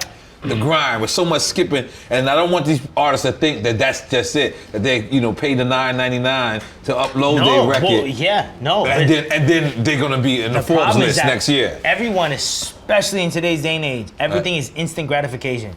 Facts. You post a picture, I instantly get a that's DM of some pussy. Instagram. You know what I'm saying? Instant. Like it's instant. Like you post something, I instantly get a response. I do this. Everything is refreshing. Everything in life is so instant. You can order something instantly. You can get a juice instantly. You can fuck a instant. Like everything is instant. Okay, cool. Yeah, back page and shit together, right? I heard about that. You are good. We're not on that bracket yet. We haven't made that much money. Well, you gotta fish in the right pond. Continue. Okay, so what? You got awkward. Let's go. No. Awkward's not in my vocabulary. Okay, let's go. So everything is instant. So artists, we dealt with them. I was cool with them, and I'm still cool with them, but. You put out one project, it doesn't do what you think it's supposed to do, and you give up. The problem, once again, I'm about solution in the root. The root of that is attachment to results. Detach from results, and that's a chapter in Deepak Chopra, 7 Spiritual Laws of Success. But detach from results, no, because too many people put out a song and say, without them realizing it, they say to themselves, the energy, if this doesn't do 1 million views, then I'm off this shit. Okay, but let's speak to the people that maybe has children or something like that. Sure. And really has what? Has children, like, and you know, because a lot of it is your baby mom saying, give it up. Usually it's your family and your close friends. It's your closest friends telling you to give it up. Give it up. They telling you, man, Ronald McDonald and them niggas is hiring. Yeah, like, I agree. But like honestly, I agree what with do you that say too. to that artist that I agree with that too. Those three couple of I think you need to that evaluate where you are in life at that don't work. point. But I also agree. I don't agree with the fact that people absolutely dismiss and. Because some of these artists ain't good. No, some of them gotta go back to work. But that's what I'm saying. Like, but there's a lot of artists that are terrible. They make a lot of money right now, bro. I don't agree that people dismiss the reality of go get the job at McDonald's, bro. Right. But society and everyone is saying that that's whack. Nah, you know what's whack? Being broke. You know what's whack? Being locked up for some shit you didn't have to do. You know what's whack? Is being dead. You feel me? Like, so motherfuckers just like put McDonald's as this beneath thing. That motherfucker like is trying to make it happen in a legal way so that he can still fund his legal movement of music. So I would say I'm about to buy McDonald's. I'm hiring all parolees. I don't care if y'all steal from me. It's all right. Nah, but it's like that's like that McDonald's. We're gonna make it work, buddy. Yeah, we're gonna make it work. I'm sorry. Nah, but people need to stop demeaning that avenue. Having a job is Having whack. a job. Having a job is dumb. Not everybody could be an artist, bro. No, I know, but some of these niggas gotta stop though. Yeah, but that's when do we have the conference call? These niggas gotta stop. That's even more of my point. Since everyone can't be an artist, you are the last person to be saying McDonald's is beneath you. Exactly. So like, stop shitting on that and put it to the side. My cousin sucks, and he be trying to get a record with me. Yeah, hold on, but Carlito? No. Hold on. Let me say something before we move on to the next shit. Let me say something. You know what's crazy? I always say if the 14-year-old me came up to the me now, maybe not me right now because I'm a little bit more open-minded, but the me a year ago, 2 years ago, y'all wouldn't fuck with each other? and said, yo, what do you think of this? A year ago you were fucking crazy? Well, it was a tumultuous time.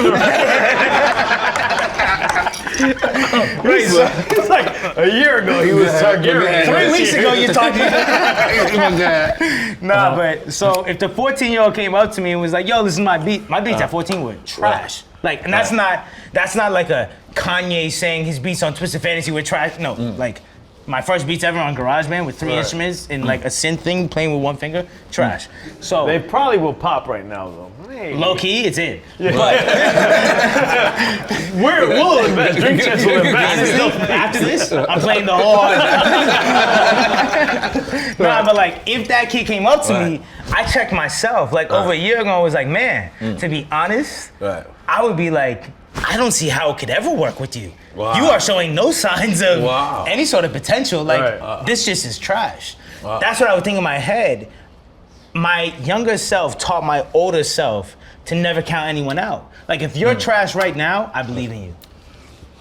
Because I know that trash can turn into But this. it's not that simple. But then it never is, but it's always all in your head. But you can't say, you're trash, I believe in you. Yes, you can. Yes, you can. Then fuck, man, you believe in a lot of people. Yes, you do. You know why? You know why? Yes, you do. Yeah. Yes, you do. Because if that makes me the shit person for believing in you, well, does it mean being polite to everybody? Nah, it's not a matter of being polite. It's a matter of not ruling out the potential for you to be but does it great. mean investing in everybody? I didn't say investing money, but I will invest belief and energy into you. I'll tell you That's one an thing. investment as well. I'll tell you one thing. But you know what? I will because who's to say? No, I agree. Coupled I think with that's my dope. energy and my belief and your energy and your belief, who's to say that might not trickle and compound into some shit? I'll never be a naysayer.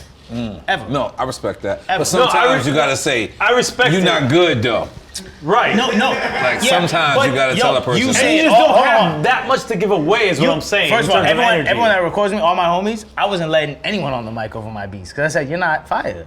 What's happening? It's a real friendship right there. No, but I respect that. So when you said sometimes you gotta say you're not good though, yes, but that's like my cousin, I gotta tell him at some point. My thing though, Like, I gotta tell him my phone. Because I keep telling him my phone not working. I gotta my skin. Are we talking about Carlito? No, stop. Carlito. Let me tell you though, if you tell one of your homies, but you're not good though, that's fine. Just make sure that sentence doesn't have a period on the end of it. I'll say you're not good. Open-ended. You're not good though. Right You should be now. management. Right. No, be fuck, A&R. fuck that. You're not good right now, You can keep working on it. you might be Give him a nice. timeline. Absolutely. Because On I his was list. trash. I believe in that. I was trash. You feel me? So I can never look at someone and be like, "You're not good right now, and you won't be good in 10 years." Like, But what happens that's to the insane. nigga that's not good in 10 years? Get a job at McDonald's. That's a period on that. Yeah, honestly, gem. Soak it up. Write it down. Hang it on the mirror. Nah, it's true because the thing about it is, I always want people to know that, you know, being an artist is not the end all be all. People see that there's so many people that make so much money behind the scenes and have the same exact passion as the music, same exact. And there's so much other things that people could do besides being in front of the camera. I think you said that on an interview. You said you admired the booking agents. Oh yeah, booking. I liked it that. I thought liked that was it when it. you knew And it. I was so confused when there was people in the media and in the industry like, why are you trying to make people? Those are the people feel that bad make you for the a motherfucking booking money. agent? Like for people, and I'm like, it's because Who's you know, wrapping me up? We're trying to wrap up. They're trying to wrap us up. no one's We're wrapping good, up shit. man. What, I don't know what's, we got 2 hours I don't left. like this. I don't like this. I don't like Is it Christmas, Don't give me the motherfucker? fucking God like we at the Grammys and shit. The shit. Come on. We got what the 2 hours fuck? left. What the fuck? Like we Are we gonna have that motherfucker come out Enjoy with the yourself, cane man. and shit? Continue to talk, man. No, Yeah. so what it is, like if you're trying to get into any field, I just feel like you gotta educate yourself. And like I was saying, especially in 2019 where it's all out there.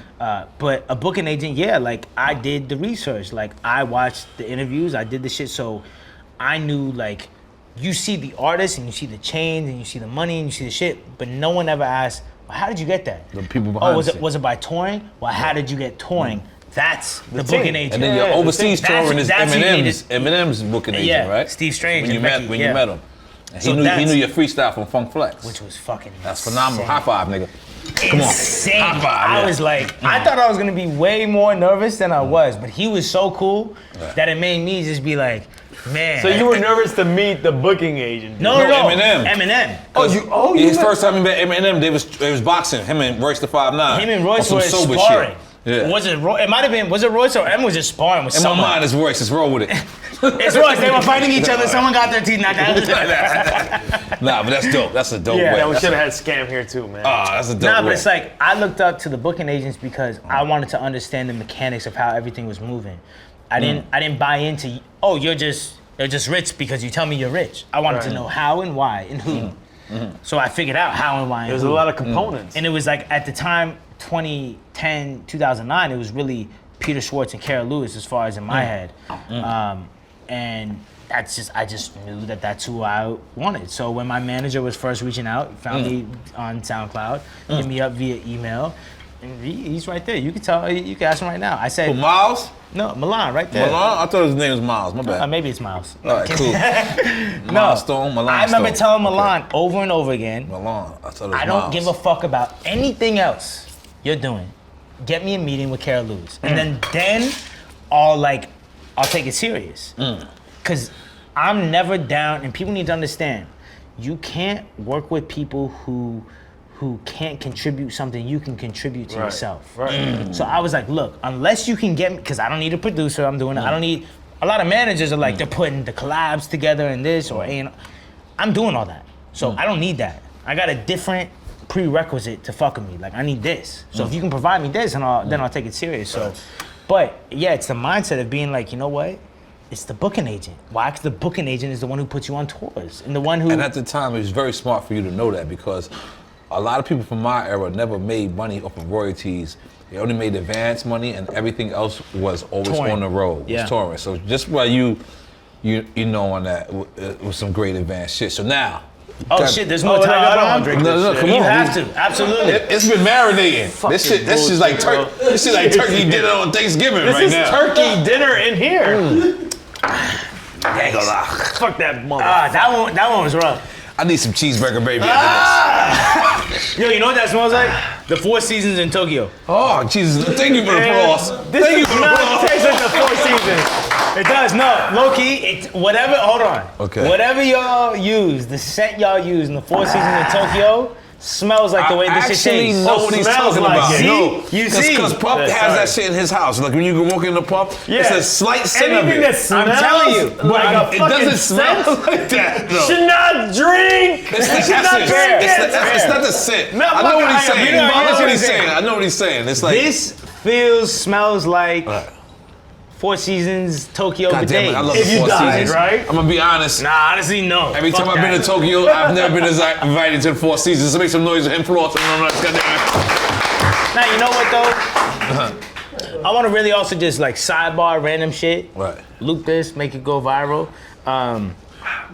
The reality is that I absolutely have the most love for all these upcoming artists and 20-year-olds and 21-year-olds. And I wish that I could sit in a room with all of them and just give them genuine advice. Unsolicited, you don't have to like it, take it, whatever, but I think that there's so much potential and so much ownership potential, and it's just like, y'all don't understand that you can make $10 million in a year off. Look at Lil Nas X. And you still own your stuff with Columbia? Oh yeah. Oh, masters, everything. Oh yeah. They're We just just solely split- distribution. Split the profits? No, we split the profits on it, so it's a profit Really? split. Oh, okay. Yeah. Which is- so it's which like is that's fair. fine. That's fucking That's fair. fair. That's But you fair. still own Your everything. bag is bigger. Own all your That's fair. masters. Yeah, I still own my publishing, so that's fair, and I still have my independent catalog. Right. So that's fair. But you look at like a Lil Nas X, right? Song going crazy, as well it should. Right. And the doors he's breaking, like it's amazing. I think I like, hate his name, but I do like his movement. No, Continue. but like, yeah, that's what I'm saying. Like, a lot of, like, I try my hardest to operate beneath the surface. I don't want to get caught up in. What do you mean by that? What, like, so, Lil Nas X, you're like, fuck your name. I was almost the same way. Like you thought the name was No, I'm fucking over with him, the though. top. I'm fucking But with that him. doesn't matter. You're You see saying what I'm it's saying? over the top. It's like what it's about. The energy and the substance that it's moving with is that, oh yeah, look how we shook up country. Like, I fuck with was that. hard. I fuck with the beneath the surface shit, but I look at a kid like that and I'm like, yo, do you understand that? Now he's with Columbia. So Columbia might have given him, I don't know, definitely millions for sure. Is it 4? Is it 2? Is it 3? owning it though. They're owning it. I don't know the terms, but regardless, like, you could have made On TuneCore with that same song, and this is not one of those situations where I needed them to milk it and to make it go big. He was milking it on Twitter and made it become viral without Columbia. So Really? I didn't know that. Oh yeah. Oh no, you He screwing was- with me now. Oh yeah. All No, right, let me put my he even, school hat back on. He even I talked thought about Columbia blew that up. I'm bugging. You that got was me. Lil Nas X utilizing social media and understanding how social media works, Twitter, Instagram, being a 20-year-old kid, and manipulating that. So he the new Soldier Boy. Soldier Boy was like that. That's right? what I'm saying. Exactly. That's why people need to put respect on Soulja Boy. But No, that's put some all respect on that's all Soulja Boy different name. conversation. But so Lil Nas X, it's like, bruh, like you should have kept that one for yourself at least for 8 months, so that guess what? Because the way TuneCore and everything works, it's a 2-month delay, right? So let's say Lil Nas X uploads a song in January, right? And it goes nuts. And now we're in what? What fuck month is it? May? April. April? Think Whatever. I don't Easter. know. I just see the Easter Bunny About stuff to be on May. me. About to be May. So May, let's say by May, labels are like, yo, we gotta sign you. Right. Lil Nas X could then say he has some leverage because he's like, listen, I know what I'm doing on my own. So you gotta put up X amount, right? That's how I did my deal. Like I had a TuneCore, so, and I was making hundreds of thousands, I was making 100K, right? A month, let's call it roughly a month. So Jesus. I'm not taking, and this is like no label, no, like me in my basement, right? It's like through your P.O. box. 100,000. It's not, and it For pays real. out every Friday. So when labels start talking to me, like I'm not taking your usual 600K advance with some royalty rate deal, like Right. because I have belief in this, and I know that if I'm making 100K in July 2016, by December 2016 it's 170, and by December 2017 it's 270, and so on and so forth, right? So I look at these people like Lil Nas X, and it's like, man, it's dope. I'm so glad you're winning. But I'm very sad that you're not winning. They're winning. Meaning you signed to Columbia too early? That's what you Yes, would have recommended? because Like they're winning. two or three more Yeah. years. Bro, do you understand that he could have signed Well, for let me tell you twice as something. much, and also had you know what I would have done if I was in? I would have dropped the Old Town Road shit. It would have gone nuts, which it did without Columbia. And I'm with Columbia, but they know what's up. Right. We all know what's up. Let's just talk freely. It would have gone nuts regardless. So it's going nuts. Then I would have dropped, and that would have been on my TuneCore. Then I would have dropped more songs. And because of the hype of Old Town Road, those songs are just gonna go regardless because you're dropping within the moment. So they're gonna go. And he's actually like, he's melodically, skilled. So then you do Dave that. E say he was trash. I want to talk about that too because that's insane and hilarious. Hilarious. But so I would have done that and then built up this leverage where it was like, yeah, I got Old Town Road, but I got these other songs, and I would have got with Kara, right? I would have got with Kara Lewis, and I would have put together a 6-city, because my first tour ever in America was a 6-city tour type of shit, 500 cap venues, and it's like, it just sells the whole shit more. Do you know how much more money? I don't know what I really don't. I don't know what he got for Columbia, but do you know how much more he would have gotten if not only did Old Town Road break these streaming records, but then on top of that, you see sold out footage from LA, New York, Tech. Like you're gonna own a great management company one day. No, but this is what you're gonna own. But he didn't do that. Let me stop you for 1 second. Now he's at you're the ultimate artist manager. But I want to add something. That's to this. ill. Like sometimes I'm gonna say something that we had in our era. Yeah. Because I'm a kid that came from Miami, from a suburb in Miami, had no connects in the industry. Yeah. So the way that I got connected to the industry was through conventions. Okay. One of the conventions that came to Miami, which made it affordable to me, was How Can I Be Down? Okay. I was on point. Yeah, which is Peter Thomas, and Def I also Jam. felt old immediately. Yeah. So when I'm listening to you right now, you're preaching the truth and everything you're saying is so ill. He doesn't actually know our era. This is why it's so amazing. So what I'm thinking to myself is like, because you're saying these people need to know this and they need to know this and they need to know that. Yeah. You need to create a forum. Yeah. For younger cats to learn this and that, because let me tell you something. So I went to How Can I Be Down as this just hip hop fan, a kid that just got turntables. Yeah. 1994, 95. I'm going, and luckily it's in my city. If not, I will never go there. Right. You know what I'm saying? Yeah. So I go there, and I go to the first panel that I could be a part of. Right. And I'm ready. Sign me up. Yeah. And let me tell you how one of the illest things that happened to me in this panel. Behind me, when the panelist said, "Anybody got questions?" Someone behind me raises their hand and asks a question. Yeah.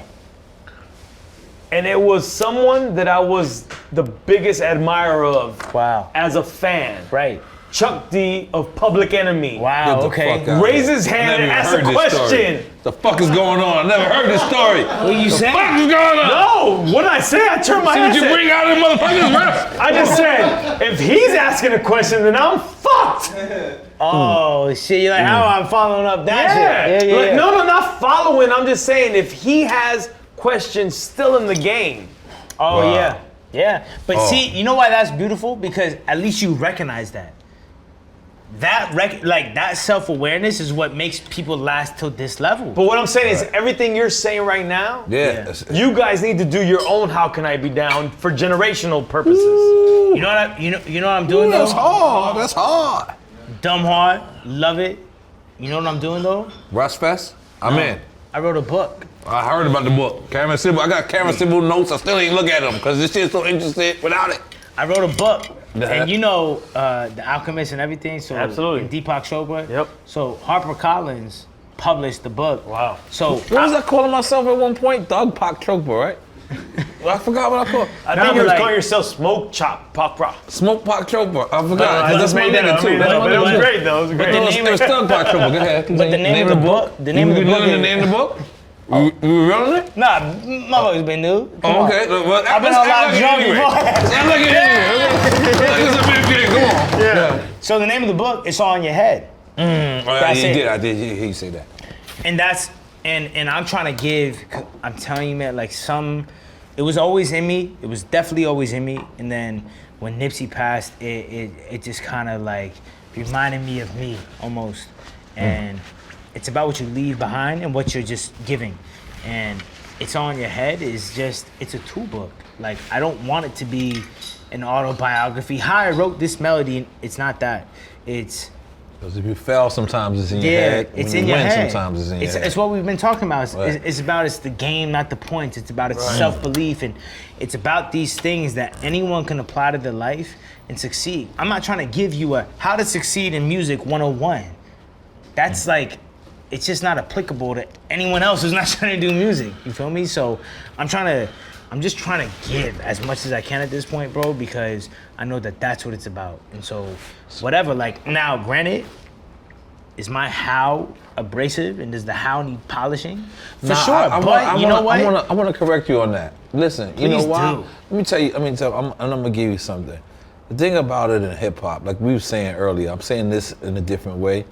Yeah. We are taught to be cocky. We are taught to say that we're the shit. We are taught to say. Hip hop is a cocky sport. No, that's what I've been. in a You know what's sense. fucked up to me, right? Is that that's how you know the consumer has changed drastically. Hip hop is still cocky, but the fact that there's now a problem with it lets you know that hip hop didn't change. The consumer changed. I agree. The consumer became more hip made. Because why is me? Just like the NBA. Like, Period. Yeah, niggas Or the supposed- NFL I'm when supposed to you- be able to snuff But you and guys, get away with that. Let's be Yeah. honest. The Pistons in '96. Exactly. But let's be honest. The consumer is not hip hop. Right. This is the real shit. Right. Now this is the you're getting Matthew from fucking He likes Nebraska. Red Hot Chili Nebraska, Peppers, and he's he 12 years likes old. Thomas Gunn, whatever his name is. And why do y'all have to say the N-word? We can't say it. It's like, yeah. And he like little earring too. And y'all are in academics comment section. And so what ends up happening though is that that type of demographic runs the internet sensation, which then the grown-ass people move off of the internet sensation, which is moved off of 12-year-olds named Matthew in Nebraska who say the N-word when they get drunk. And it's like, so you got 40-year-olds actually, when you trickle it down far enough, listening to Matthew in Nebraska. It's reverse trickle-down economics, which sucks balls. So, because one of my favorite Instagram posts is when you say, there's still money in music. You just gotta own it. 100%. That's one of my favorite, right? Thank you. But then I want you to break down that, and I Yeah. want you to also say, because in you saying that there's still money in music if you own it, Yeah, then you sell at the Staples Center. right. So if you can, break Yeah. both of those down if you can. I'm I gonna would. be quiet. Absolutely. Okay. So still owning it comes down to the TuneCore shit, right? And it's funny, like my first rendition and my first introduction to like hate was every time I would drop a song, I would say, produced, mixed, master, engineer, written by me. Because that's what it was. Alright. You feel me? People didn't believe Kanye it. did that. No, they believed it. They got annoyed because they took it as bragging. Right? Well, Kanye did that through The Wire, all those, that was just through the beginning. Right. Continue. So I'm giving credit to the roles, right? Of what it takes to make a song. So that's where the first hate started coming from. But, you know, then Was it immediate though, the hate on those well, roles? no, nothing is immediate until you're in front of the Until masses. yeah, right. Okay. You know what I'm saying? So Like you gain a certain acknowledgement. when the OnlyFans, like I always say, like you're so popping, you don't have you don't have haters. Like you're not popping yet until you have haters. It's Absolutely. a fact. And it's like I always heard that shit, and I was like, that sounds like some cliche shit. It's like, nah. Oh yeah, you're popping, you're so popping, you don't even have haters. What are you Yeah, I talking wake about? up every day, my comments be too positive, I'll be just post some shit just so I know Like, a if nigga all say of- good. if Nigga all gonna of- say something crazy, I'm like, alright, there they go. If all of your DMs are positive Yeah, shit, yeah, I was yeah. there too. I was like, man, I literally have tweets and shit like, I don't think haters exist. I think it's all bullshit. Because I wasn't popping enough yet. Like, if all of your comments on any music you dropped is just all positive, you're just literally not popping yet. Right. It's that simple. Because the only people who know you are diehard fans. Because if you know about any artist, when they have 10,000 followers, you are just simply a diehard fan. You don't have, they don't have enough energy that they've exuded themselves for you to commit your negative energy to it. You feel me? So with that, I was like, you know what? Fuck it. It is what it is. What were we talking about? I'm already fucking. Let's don't worry about. But No, because I want. Okay, let's go. Let's go. Please. Yeah. I want to touch on it. What was the question? Oh damn. The question See, you was the remember. question. What was the TuneCore shit? Owning the shit? Owning. Oh damn. See, look at you. I don't know. This is what we do, man. I won't be a blunt again, brother. Come on, brother. We drink more Tiger Bone now. Hold on. So now, Honestly, I'll hit the button. hit the blunt. Let your fans know you normal. Because you know why? They think you holier than thou. They think you the preacher. And you got to know that you have fun too. And guess what? Having fun on a Saturday doesn't mean you don't work on Monday through motherfucking Sunday. That's doesn't even mean you don't work on Saturday when you leave. Exactly. So now. Hold on, the TuneCore shit. What the fuck? It was such an amazing thing I wanted to say. It was. Ownership. Selling out Staples. What was the other caveat of the? It was Staples and then ownership. Yeah. Oh, yeah, but that doesn't give me enough. But okay. All right. No, because you know why? This is what I'm trying to say. This is the point I'm trying to say. Whoever's over there, thank you, goddamn, fuck it very much. Because goddamn, you made me make sense again. What I'm trying to say is, the average person that goes on TuneCore, yes, will probably never ever make it to the fucking Staples Center. Never, most likely. So the thing is, that journey is... but hold on, but you can't... If I'm a kid, right, which I was, if I listen to this interview, Bird's Eye View, and I hear that, I can't internalize that. No, but this is the thing. This is the difference between an artist You're the one, bro. and a dickhead. The only way I'm the one is that if I think I'm the one. The reason why people don't realize I didn't think I was the one. is because you're the first one. Like, I'm being honest. He's not the first one. He's the first one from our generation that I know that did it from. Because when people say independent, they mean empire, meaning they go to a person who is a fucking. Okay, hold on. Let me tell you. I think these other great examples, but I think he's a great example. I think he is the example. No, that's my point. And I'll explain it to make it super clear. You're 100% right.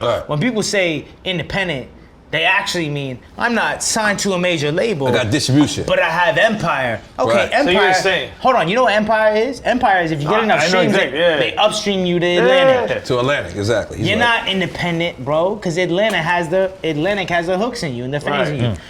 I was sitting in the basement doing it. So what my whole shit is about, bro, is honestly, yes, was I trash at 14? For sure. But did I have the belief that superseded the skill level at the time to see myself become this Staples Center thing? Yes, and that's the key, is that you have to own every step of the way. Yeah, you are trash right now, but you have to own that you are that, but you also are step 10 that you may not even see right now. Let me big him up a little bit more. He saw the Staples Center with no supporting acts. Period. Come on. No also, supporting acts. Hold on. Let me say this shit too. Let me make it up for you. No supporting acts, nigga. Because I want to touch on that too. Yes, please. And then you was greedy too. You ain't even bring niggas out neither. Nah. Hold on. You like, fuck it, it's on me. I brought out Ty. Thought that was on. Yeah. Okay, all right. You know what I mean? Like you. Nah, I know exactly. Trust me. Like supporting that. He was like, fuck that, exactly. Is my shit. I was thinking that. And like, you know what's crazy is that I'm so the dust has settled. Like I said, 2018 was a tumultuous year. We can get into that even more, but the dust has settled, and I'm super happy with where I'm at because I rubbed everyone the wrong way, and I still got there my way. How do you rub everyone the wrong way and you still make the Forbes and Staples? All that makes me want to say is that Raw's way is fucking idiotic, right. And it doesn't matter. So doing the Staples, man, it's. If y'all wanted me to be humble, more humble, and a little bit more quiet, you should not have let me done that. Nah, it's okay. You know what I'm saying? And the thing with not having openers, it's like, bro. Artists need to understand they need to map out their audience. And too many artists are down to, I'll go on tour with 7 artists and we'll sell out 5,000 people. It's like, yeah, that all looks great and good and dandy and everything, but how many tickets are you good for? How many tickets are you good for? Right. Y'all never know because you're always a 4-piece thing. Like, I always made it a point to myself. Like I said earlier, like I'm trying to prove myself right. I want to do Staples by myself so that I know if I do 2,000 tickets, then that's what I'm good for. Right. You know, but if I do sell out Staples, when I sell out let me tell you something. Put it like this: if and when I sell out Staples, and it's me, Snoop, Ty, whoever the fuck it is, it wasn't because of them. Right. And you need that. You already proved that. And you have to prove it to yourself. Right. And that's my whole thing, is prove it to yourself. Like, all the shit. My debut album is the first album ever in hip-hop history. History. To be 100% produced, mixed, mastered, engineered, written, performed by one person. No outside vocals. And I've heard all the names y'all fucking suggest. It does not take 2 seconds to just do research. That person, they didn't produce it all. They didn't mix it all. I'm talking about engineering. Make the whole shit. Come on, bro. We're gonna fire hazardous sounds right now. Let's do it. Yeah, so it's like, so Russ is gonna be there? It's like not only did I do my whole debut album like that, but it went platinum, and I have 7 songs off that album with the plat. That has never been done before. Wait, hold on. You said not only, I said not only was I the first and only person in the history of this shit to do every aspect of the music. That's the production, the mixing, the mastering, the engineering. When you're in the booth, who do you think's recording you? Me. The writing, the sing, everything. I'm the only one to ever do it. And y'all can bullshit yourself, whatever. Do the research. Because they look, and I love these people's music, the J. Cole's, the Travis Scott, that's what they always say. Just, it takes 2 seconds to do Google. They didn't. They didn't do everything. Someone else might have mixed this one or engineered this one or that code. Now Kylie Jenner's doing Travis Scott shit off top. But I'm just saying, engineering. Listen, I'm fucking with you. No, but listen, like, I'm not saying that to diminish whatever they're doing. I'm just saying, like, do you not dare have the audacity to diminish what I'm doing because you can't stomach the fact that it is simply more than what these people are doing? Well, because you're literally doing it. Yeah, so, but don't diminish what the fuck I'm doing. Because the people who do mix, and Ali's my boy, Fi with Ty, that's got like Ali, mixed by Ali, yeah, like TDE. That's something like they all know what's up. They know how much I appreciate it because I do it. So I like more than these fucking bozo artists. I know what goes into your craft, so I appreciate you even more. So let me ask you a question. Oh, let me finish. If I was to give you a record that you didn't produce, could you mix it? 100%. 100%. I've done it. Good to know. 100%. But it's like, it's about. Was that me being selfish right now? Like. So after this, what's he eating? Okay, I'm sorry. Let you finish. I forgot. Yeah, no, it's all good. So when I'm looking at shit like that, I'm like, yo, this is the first of its kind. So yes, it is. It's just whatever. Like, if y'all want to fucking respect it, then you respect it. If you don't respect it, then you don't respect it. But the reality is that this is what it is. This is not fuck bragging. People thought when I was here's the fucking ridiculous thing. When I'm putting out a song, I say produced, mixed, master, engineered, written by me, right? There's a problem. Now let me put out a song where I have none of those roles, but I don't credit the people who do. Oh yeah, they're gonna people say, crucify you too. You can't give credit to the producer? Oh, wait, hold on. Pick a side. You got a problem with me crediting producers?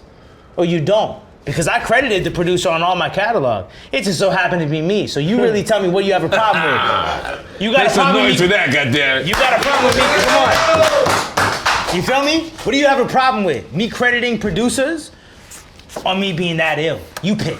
I know what it is, but I'll wait for you to fucking own that shit. I know what's up. Because let me put out a song that was mixed by that guy, produced by this guy, da-da-da-da-da, and people say, you can't credit him.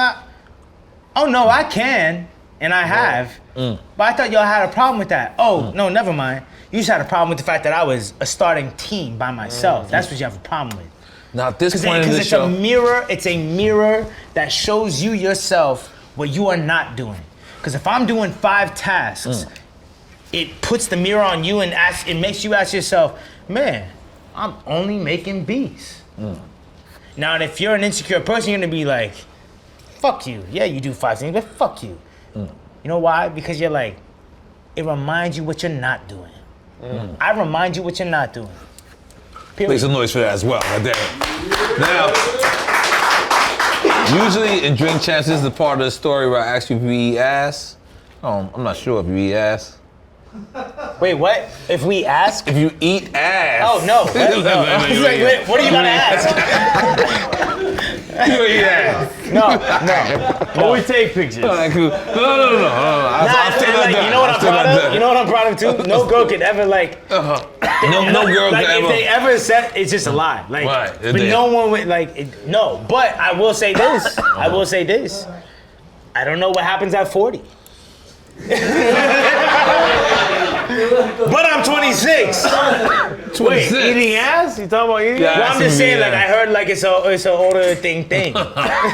So all right. But no, so I do now, not I currently do feel it. forced to answer that. You obviously eat ass.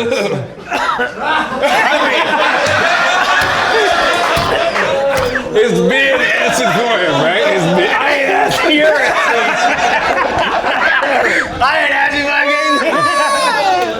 game. So let's take it dead on. Do you think that because if you think if you are black, right? Yeah. Not to say like you want to be black or nothing like Sure. that. But if you were black, do you think you be Kanye West? Because at the end of the day, Well, I would say this. it's the same I would attitude. say this, and this might get people mad. Don't worry, I won't get canceled right here. All right, cool. Go ahead. If I was black, more black people would fuck with me, but less white people would fuck with me. That's ill. So the reality is like, I'm not black, Right, I'm white. So Right. naturally, more white people fuck with me, right. right? Just Right. like if you're, you know, I'm whatever. Puerto Ricans fuck with me, and I just accept is it. what it is. They bring me So, knives like, to the shows. It's phenomenal. People always Let's say go. like, you know, and we can just address that right now. You know, being white in hip hop and that whole thing. Being white in hip hop makes it way easier to reach the masses. Makes it way harder to reach hip hop. That's a good. You know what I'm saying? So it just depends on what you like. If you were using hip hop as a vessel to get to the masses, then you don't care that you're white because you weren't trying to reach hip hop anyway. You were just going for the Right. pop lane. I was always am in love with hip hop, so that definitely bothers me just because I understand it and I accept it. And I know that by me being white, I'm reaching just the masses. But I know that it makes it harder for me to reach the people that I wanted to reach and that I want to reach. Yeah, that's real. Yeah, and so like I understand that and I accept that, but like I said, I know that if Look, I was black, I would okay. reach more black people and less white people though. Every time something deep, the train comes. Hold on, because that Let was that deep. ride. That was deep, yo. Listen. I'm gonna be honest with you. Yeah. That was probably the most illest shit I've ever heard. No, that's real. Nah. Dead serious. I know like that's real because the thing about it is sometimes that's what I meant about Nipsey shit. Yeah. Sometimes you're damn if you do, meaning if you go to the hood, it's a certain type of image you gotta keep up when you're in the hood. Yeah, man of the people. But then if you don't go to the hood, You're Hollywood. then that's also a certain type of image you gotta keep up too. Yeah. So sometimes you can't win. No, you lose either way. You lose either way, and that's the crazy shit is, we just talked about your illustrious life and everything that's good, but in that form, sometimes you lose sometimes. No, and that's why it's like, you know what I bank on is the truth. Right. And I bank on the fact that I'm gonna die at some point. That's the reality. All of us. It's not, everyone's gonna die. Wait, how did we get here? Well, no, but I don't. we're gonna die, man. Wait a minute. Nah, but listen, man. I'm Because gonna when live you- forever, nigga. yeah, Hold on. yes, you you a are. long time ago. No, that's what's beautiful. That's what's beautiful. is I'm gonna leave that in my mind. No, fuck Swear to that. God. That's what is actually gonna happen because you have left behind shit that extends your body. I always say like, I'm everywhere. I'm omnipresent because y'all listening to me in Australia without me being there. Right. But I am there. Because my music transcended my body. So now my soul is just permeating throughout the world. And the ethos of it. So I know I'm gonna die. So I'm just trying to leave behind the truth. Because the truth will transcend all the hoopla and the bullshit that happens in between the 6 months that the interview goes out. Y'all will start yelling. Y'all will have your whole think piece about reasons why Russ should be all these like, Oh, cause you an Illuminati? or just insane. Holy shit. No, I'm just asking. Shit, you know. if y'all got one, Yeah. it's I not ain't gonna yeah. front. People be thinking I'm close to Illuminati. I'm starting to think me too. I'm I like, literally, word. I I thought we were gonna have Khaled on because you were the Illuminati. I started playing. That's why he's not on. I'm not in. it's I'm ridiculous. adjacent. I'm Illuminati adjacent. I'll start playing with people like, I think it's ridiculous. What, Illuminati? Yeah. Or, So it's just like, no, it's not ridiculous. I think it's whatever. Wait, honestly, I don't that's know. how y'all know that. I'm definitely not because I don't know what the fuck's going on. I think it's ridiculous, and I also like when motherfuckers send me DMs like, "Yo, please, just watch out for them." It's like, yo. Oh, okay. That one was not good. That one was not good. questionable, Did you? bro. That's questionable, right? Okay. No, but I'm like, bro, like, you have got to stop. You know why I smoking don't DMT like? and watching Netflix and going down the No, rabbit hole I'm gonna be of honest. YouTube. If a person say that you're an Illuminati, right? Yeah, You know I take what it they- as a compliment. That just means that I am so winning that you can't comprehend it. That you have to chalk it That up is to true. an imaginary company. You are way You know more what? positive than me when I think about that. You are so when insane that it when must a be person some say I'm other in the thing. Illuminati, I be wanting to piss on their fucking sneakers. Like I don't even want to. Like I want to piss on their ankles. Like so that their Ankles is sneakers is fair. still like dry, And it but their seeks that. ankles is Yeah. fucked up. Because I'm like, yo, like do you understand how hard I work? Like I'm the first person here, the last person. Like what you doing is taking away from everything. Wait. See, you know, Yeah, hold on. listen. Wow, you know what I just? You beat me here today. You know what parallel I just made? Uh-huh. This is gonna change the game. Okay, let's change it. Let's change it, goddammit. Let's change Here's the it. analogy. The industry plant of today is synonymous With Illuminati? with the Illuminati of the old heads. Absolutely. And it is I believe it. as bullshit as it is. Yeah. Illuminati is actually more bullshit. Industry plan is based on something, but it's that same. It's so successful that it must have to do with something else. Wait. Before you say anything, this is my little saying, and I'm Yes. gonna just throw it out there, and it's done. Please do. Another round of Tiger Bombs too. Tiger Bone. Tiger if bomb. you like it. No M. Did I say bombs? You said bomb. Is it not Tiger Bombs? Tiger Bomb is some shit you rub on your elbow. That's equally as foul. Something- Am I manifesting something? Equally as foul. No, it's equally as foul. Go ahead. So this is what I say. This is what I say, guys. The conspiracy is the conspiracy. Wow, I Just like that. leave it Shit at got that. deep. Shit got deep. Is that? Shit got deep. His No, beard is no. gray. Once a nigga beard is gray, you say shit like I just that. went great. You just gotta say deep. No, wait. I'm gonna have to follow it up because you guys are fucking it up. All right, my man. Now you gotta go with it. Because now I gotta take a piss. Go ahead. Me too. No, we're all gonna take pisses. No, This you is win it already. already. You win already. Wait, what happened He's to on the gas. He go first. What happened to the show? Now we stopped the show. So my dog, I think he's here. Oh, he's back there. So Tupac is still alive. And I'm like, I my seen him dog. at McDonald's drive-thru the other day. In the drive-thru. They got a picture with Tupac. If you watching Revolt, you Wait, will look I'm at so confused Tupac. how that, like, out of all the deliberation, that's what you led with as a segue. Yeah, Tupac's still alive. So I always tell amazing. No, my dog has always got Tupac's alive. Tupac's in Cuba, Tupac's in Trinidad, Tupac is bogling with Shaggy Demons and Pliers. I didn't meet Tupac when he was alive, so I would know. like to meet him while he's dead. I always Please. tell my dog, the conspiracy is the conspiracy. I'm not dog. mad at that. No, Because- I ain't I'm not mad at into that. They will always feed you something else to confuse the shit out of you. Absolutely. So you be like, no, this is it, and then you're all fucked It up. distracts you from the truth. I ain't gonna lie, you like the Cuban Dr. Sebi. Karen Civil is Yeah. an absolute superhero. Period. wow. Not superwoman, not Superman, superhero. What part tell of you, your career you connected with her? Watch how crazy this is. It was one of those things like a booking agent, Carol Lewis, that I knew because I studied the behind the scenes. I didn't you were rapping, you were making the beats, but who was doing everything else, right? So I studied that. So Karen Civil, we knew about her pretty early on. So my best friend, who I started Diamond with, which is DIEMON, Do It Every Day, Music or Nothing. It was a company we started when we were 17, because honestly, it started as a website. We were tired of putting songs on Mediafire. Right. We wanted to just, you get it from our website, not Mediafire, right? So that's how it started. Then it turned into a logo and clothes and this, right? Which is why we always fuck with Nipsey from the get-go, because it was like we saw kind of the same shit. Right. So 2011, we're in California. We go to Nipsey's shop. I'm 18, he's 18. We buy clothes. Like, that's a funny story. The Marathon The store? Marathon, yeah, Okay. we go to the store, that store. Boogus had on a hoodie, all red hoodie with a big B on it. And I had on black Air Force Ones with red laces. And we pull up, and right before we get out of the car, I mean, we're 17, 18. We don't fucking know. Like, we're just moving off the music, and we're like, yo.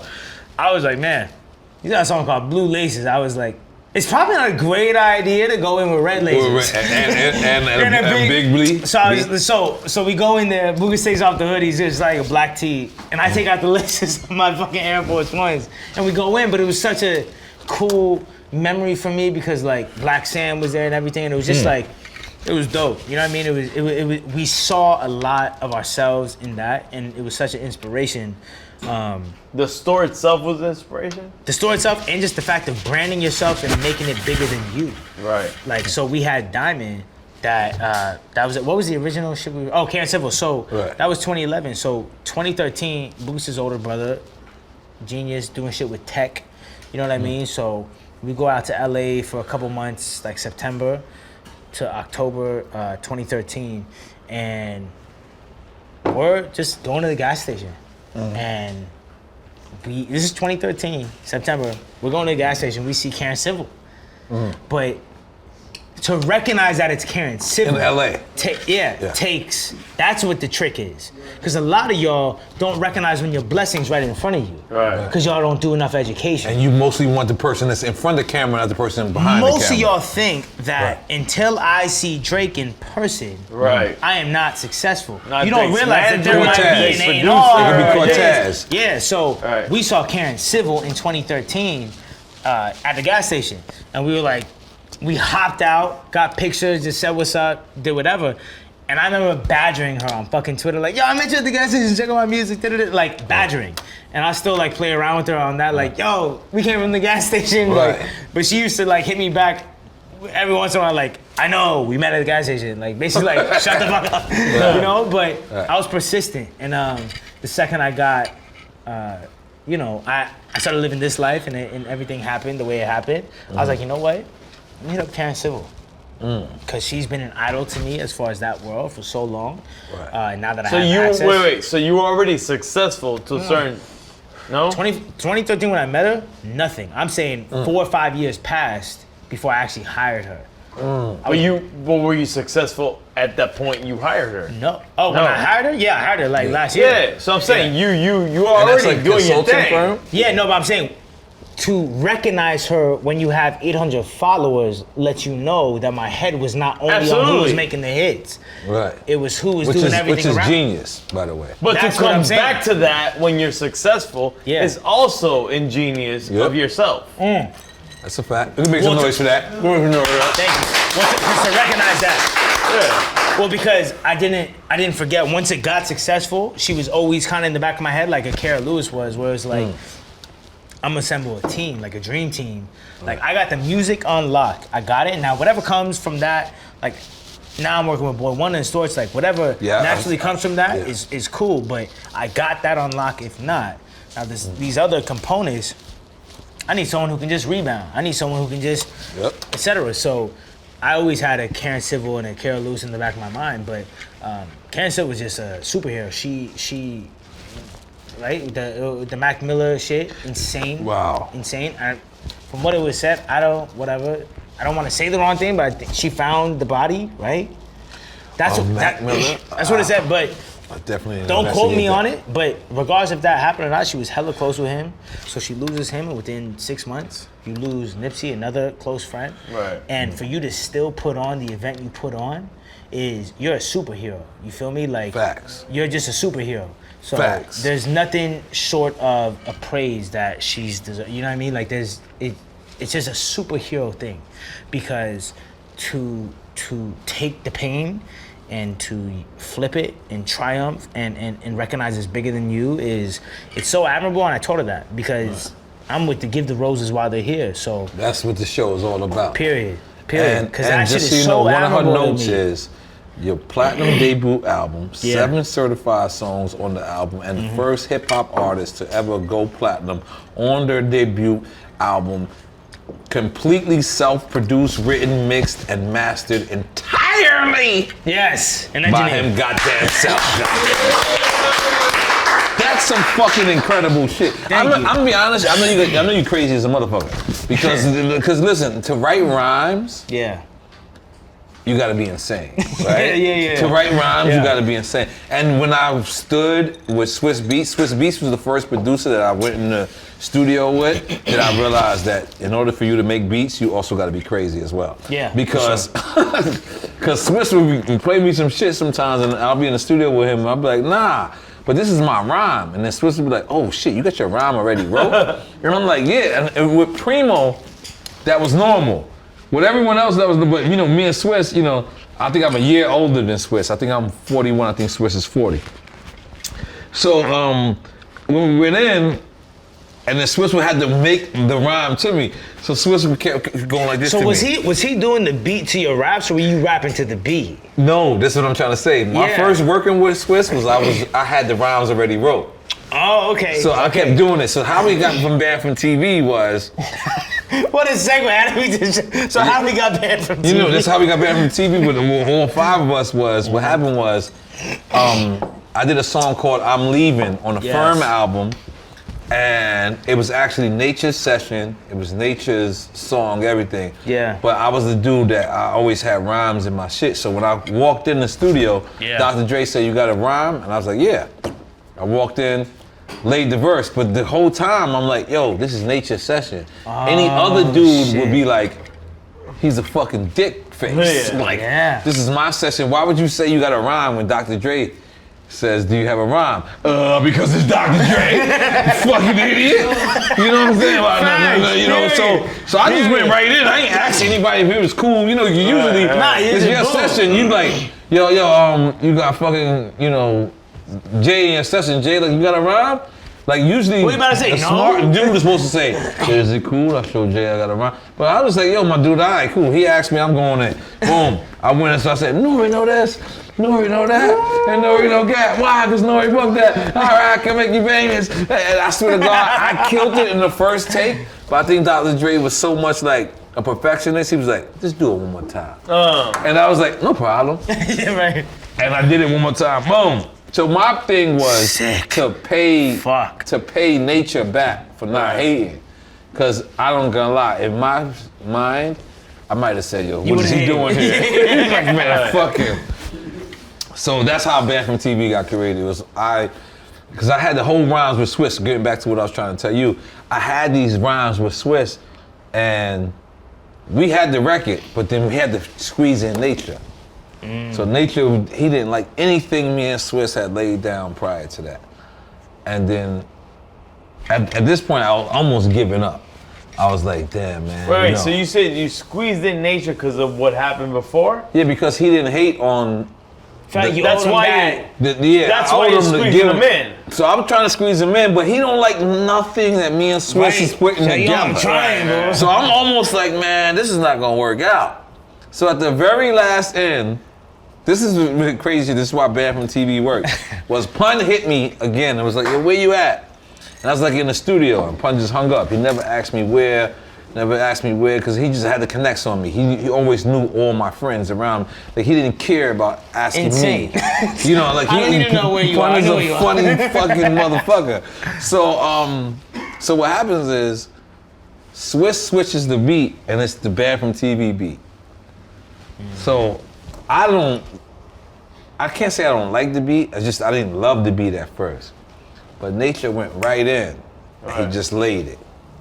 So what happens is Pun walks in the studio at that same time, and we're all chilling, whatever. I go to the bathroom. I go downstairs and smoke a cigarette because I used to smoke cigarettes at that time, and I hated the smell of cigarettes, which is weird. Welcome to life. And I came back and Pun had just laid his verse.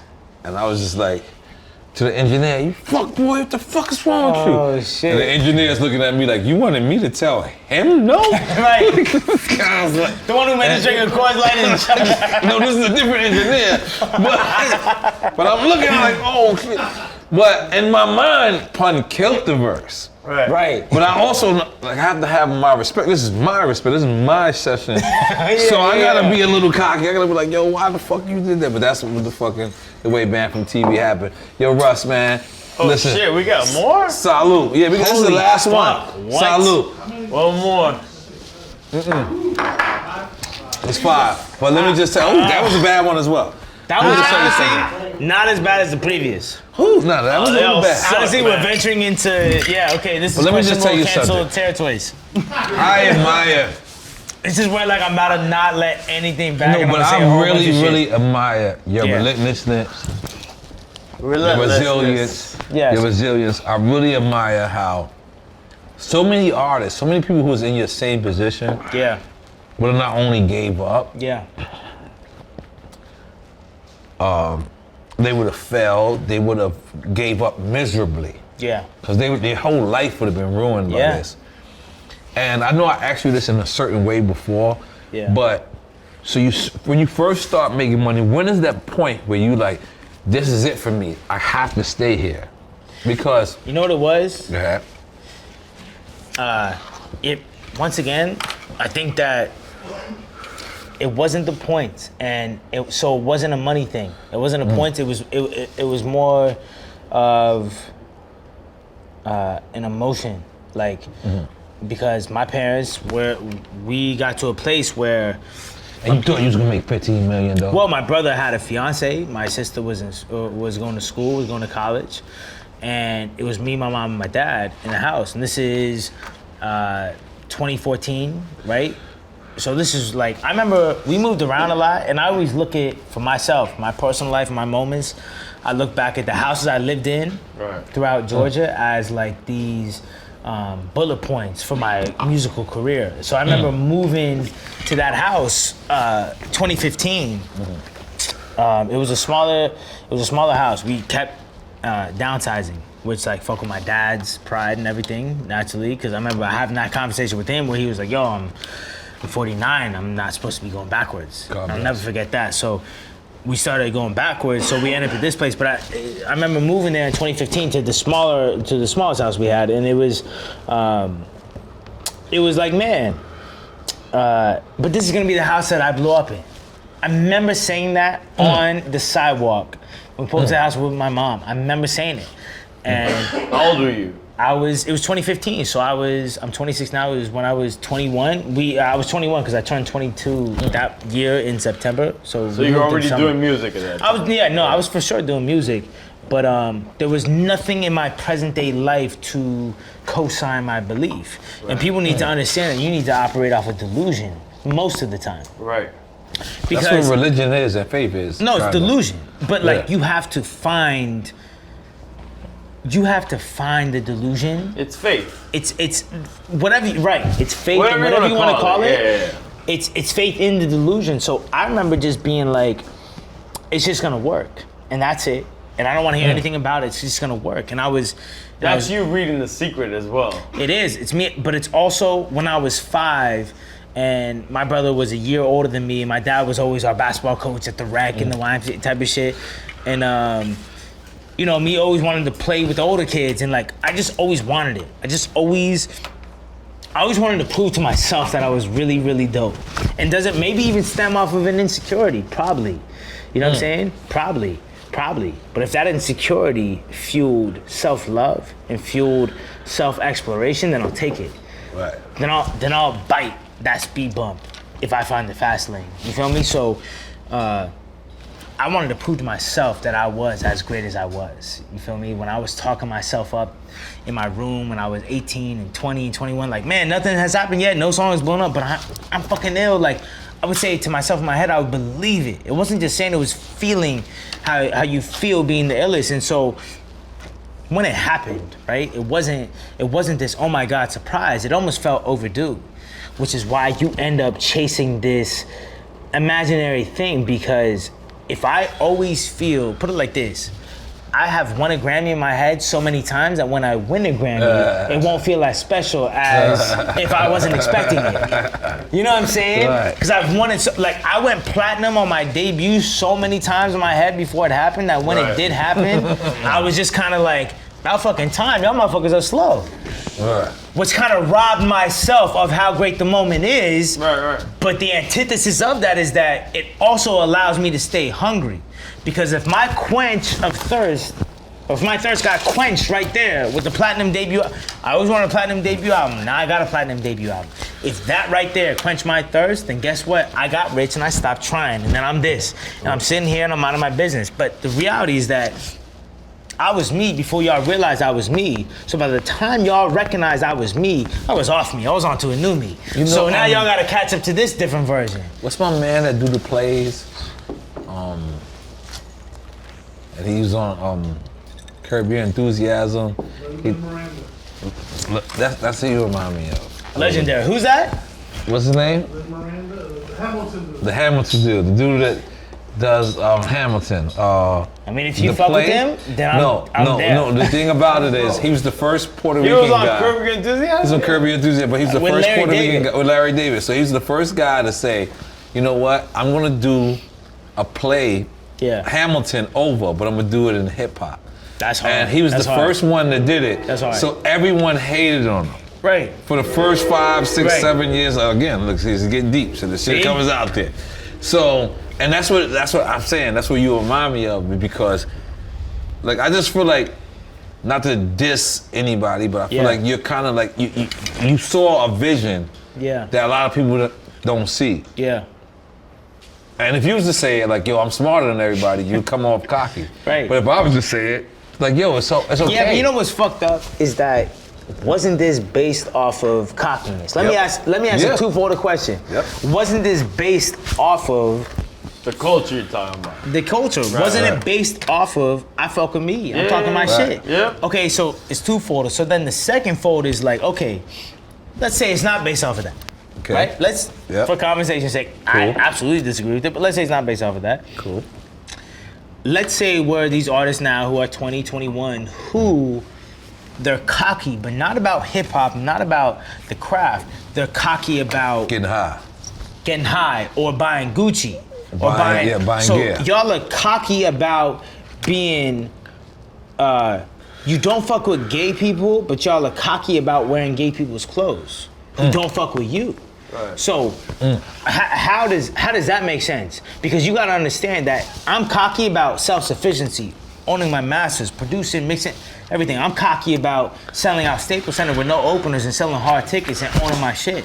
Y'all are cocky about rocking gay people's clothes, and you say you don't fuck with gay people. Y'all are, how do you not fuck with gay people? Gay people are the illest. Y'all are wearing their clothes. Because you know but hold on. How do y'all say that? That's insane. When you actually think about the mental fuckery of that, is that you have a culture of people who say, I don't fuck with gay people, but I just wear all of their clothes. It's real. How fucking insane are you? That's why I don't listen to anything those people are talking about. They are so lost, they don't know they're lost. Right. They are so caught in fuckery that they think fuckery is where they're from. I'm not talking to any of those people. I got something bigger, bro. But in retrospect, I'm from New York City. Every year in the playoffs for maybe 12 to 15 years, Michael Jordan came and destroyed us. Right? Came and destroyed us. And what I'm trying to tell you is, I hated Michael Jordan my whole life. Right. But I also loved Michael Jordan. And I also loved his kicks. Right. So the thing is, I could hate what you actually do, but if I really love what you're doing, I'm not a hater. The thing is, sometimes when I find out that Michael Jordan owns private prisons and things like that, it hurts me. Yeah. But when the new Sevens come out, damn. Really? Nah, that's real though. That's real. No, that's real, what y'all want me to do? Y'all want me to lie? No. This is Drink Champs. Is it not? Is it not the same thing? Not Drink Champs. Is that the circle of trust? Oh, but let's get real. Are we not in the circle of trust? Let's get real. I 100% agree with you. Like, it's not. Hold on, it's not about him. You know what's about to come up? You know what my line was? I'm absolutely about to segue into something that's gonna get me canceled for sure. My line was, I'm from New York. It's not gonna get me canceled. This is my line was. I'm from New York. This is my line. Listen, this is my line. I'm from New York, but still I be hating the Knicks. And fuck Jordan. But still I be rocking his kicks. That was my line. No, give it up for that. That was my line. All right, but Chauncey, because I'm real about it. I might not like you because you killed my Knicks and you killed your. But if you rock some dope kicks, look at that one right now. I'm fucking with you, nigga. I'm like, this is hard. No, these are hard. Show me the camera. Come on. Show me the camera. Come on, bro. Everyone with the camera, pull up. I ain't never even seen these. Pull up. They look like they 1900. I'm gonna do it out there. Stand on the table? No, put your feet up. That's okay. It's okay. We've done it before. It's like, what y'all want me to do? Look at those. Go on, take a picture. Do all type of shit. You know what I mean? Because I ain't never seen those. I don't even know what those is. On the low, those is hard. Come on. Go ahead. Let me know when y'all snap. They look expensive. What you was gonna say? They look like you was in a meeting with DJ Khaled. I'm gonna throw it out there. Oye, arroz con pollo. Cállate la boca. Gotta relax. Okay, listen. Continue. Yeah, what were you gonna say? Continue. What were we saying? What were? Oh, motherfucker. Hold on, I was saying We something all about being fucked up. canceled, so I'll figure it out. About Haiti. We was not talking about Haiti, my brother. Haiti. What is What are you talking about?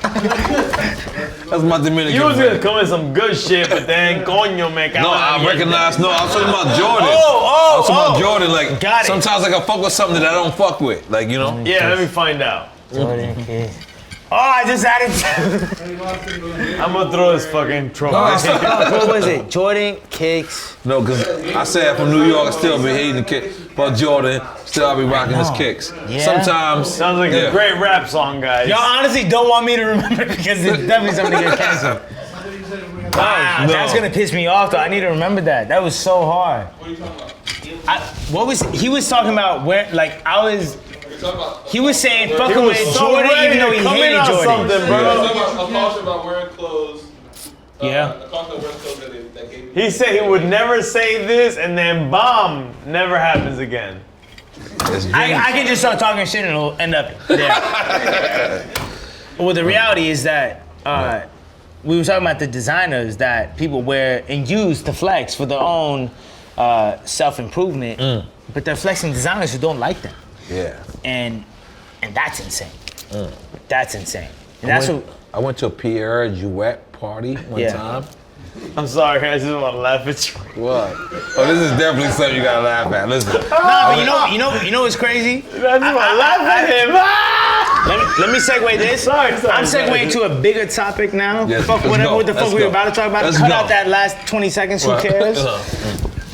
The reality is, I've talked to artists who didn't understand the power in merch and owning their merch, and I was like, yo, you don't understand. You're on IG stories every day. I just spent 30 at Gucci.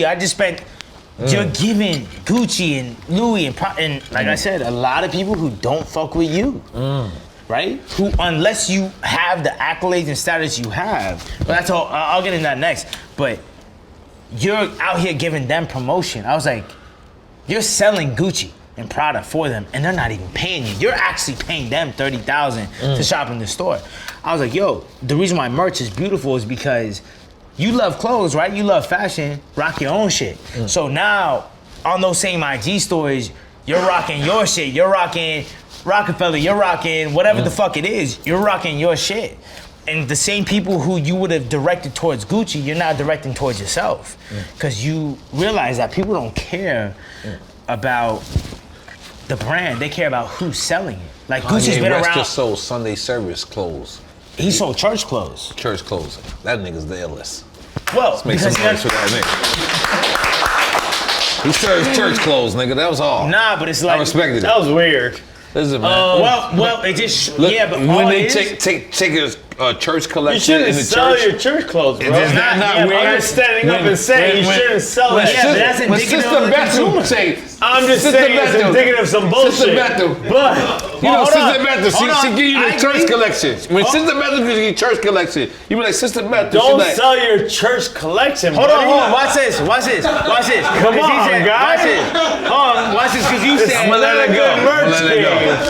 Hold on, because you said you shouldn't be selling church clothes. You shouldn't be. Don't sell church game at all. Okay, I hear you, 100%. Rough Roll Dollar niggas got helicopters. So let's be there. Let's go there. Let's go. All right. I'm not selling church clothes. I'm in. However, I believe that people are only gonna be down for and accept whatever you accept for yourself. So if you decide to sell church clothes, guess what the consumer who is hyenas Yeah, gonna they're do? dicks. They're I'm idiots. buying church clothes.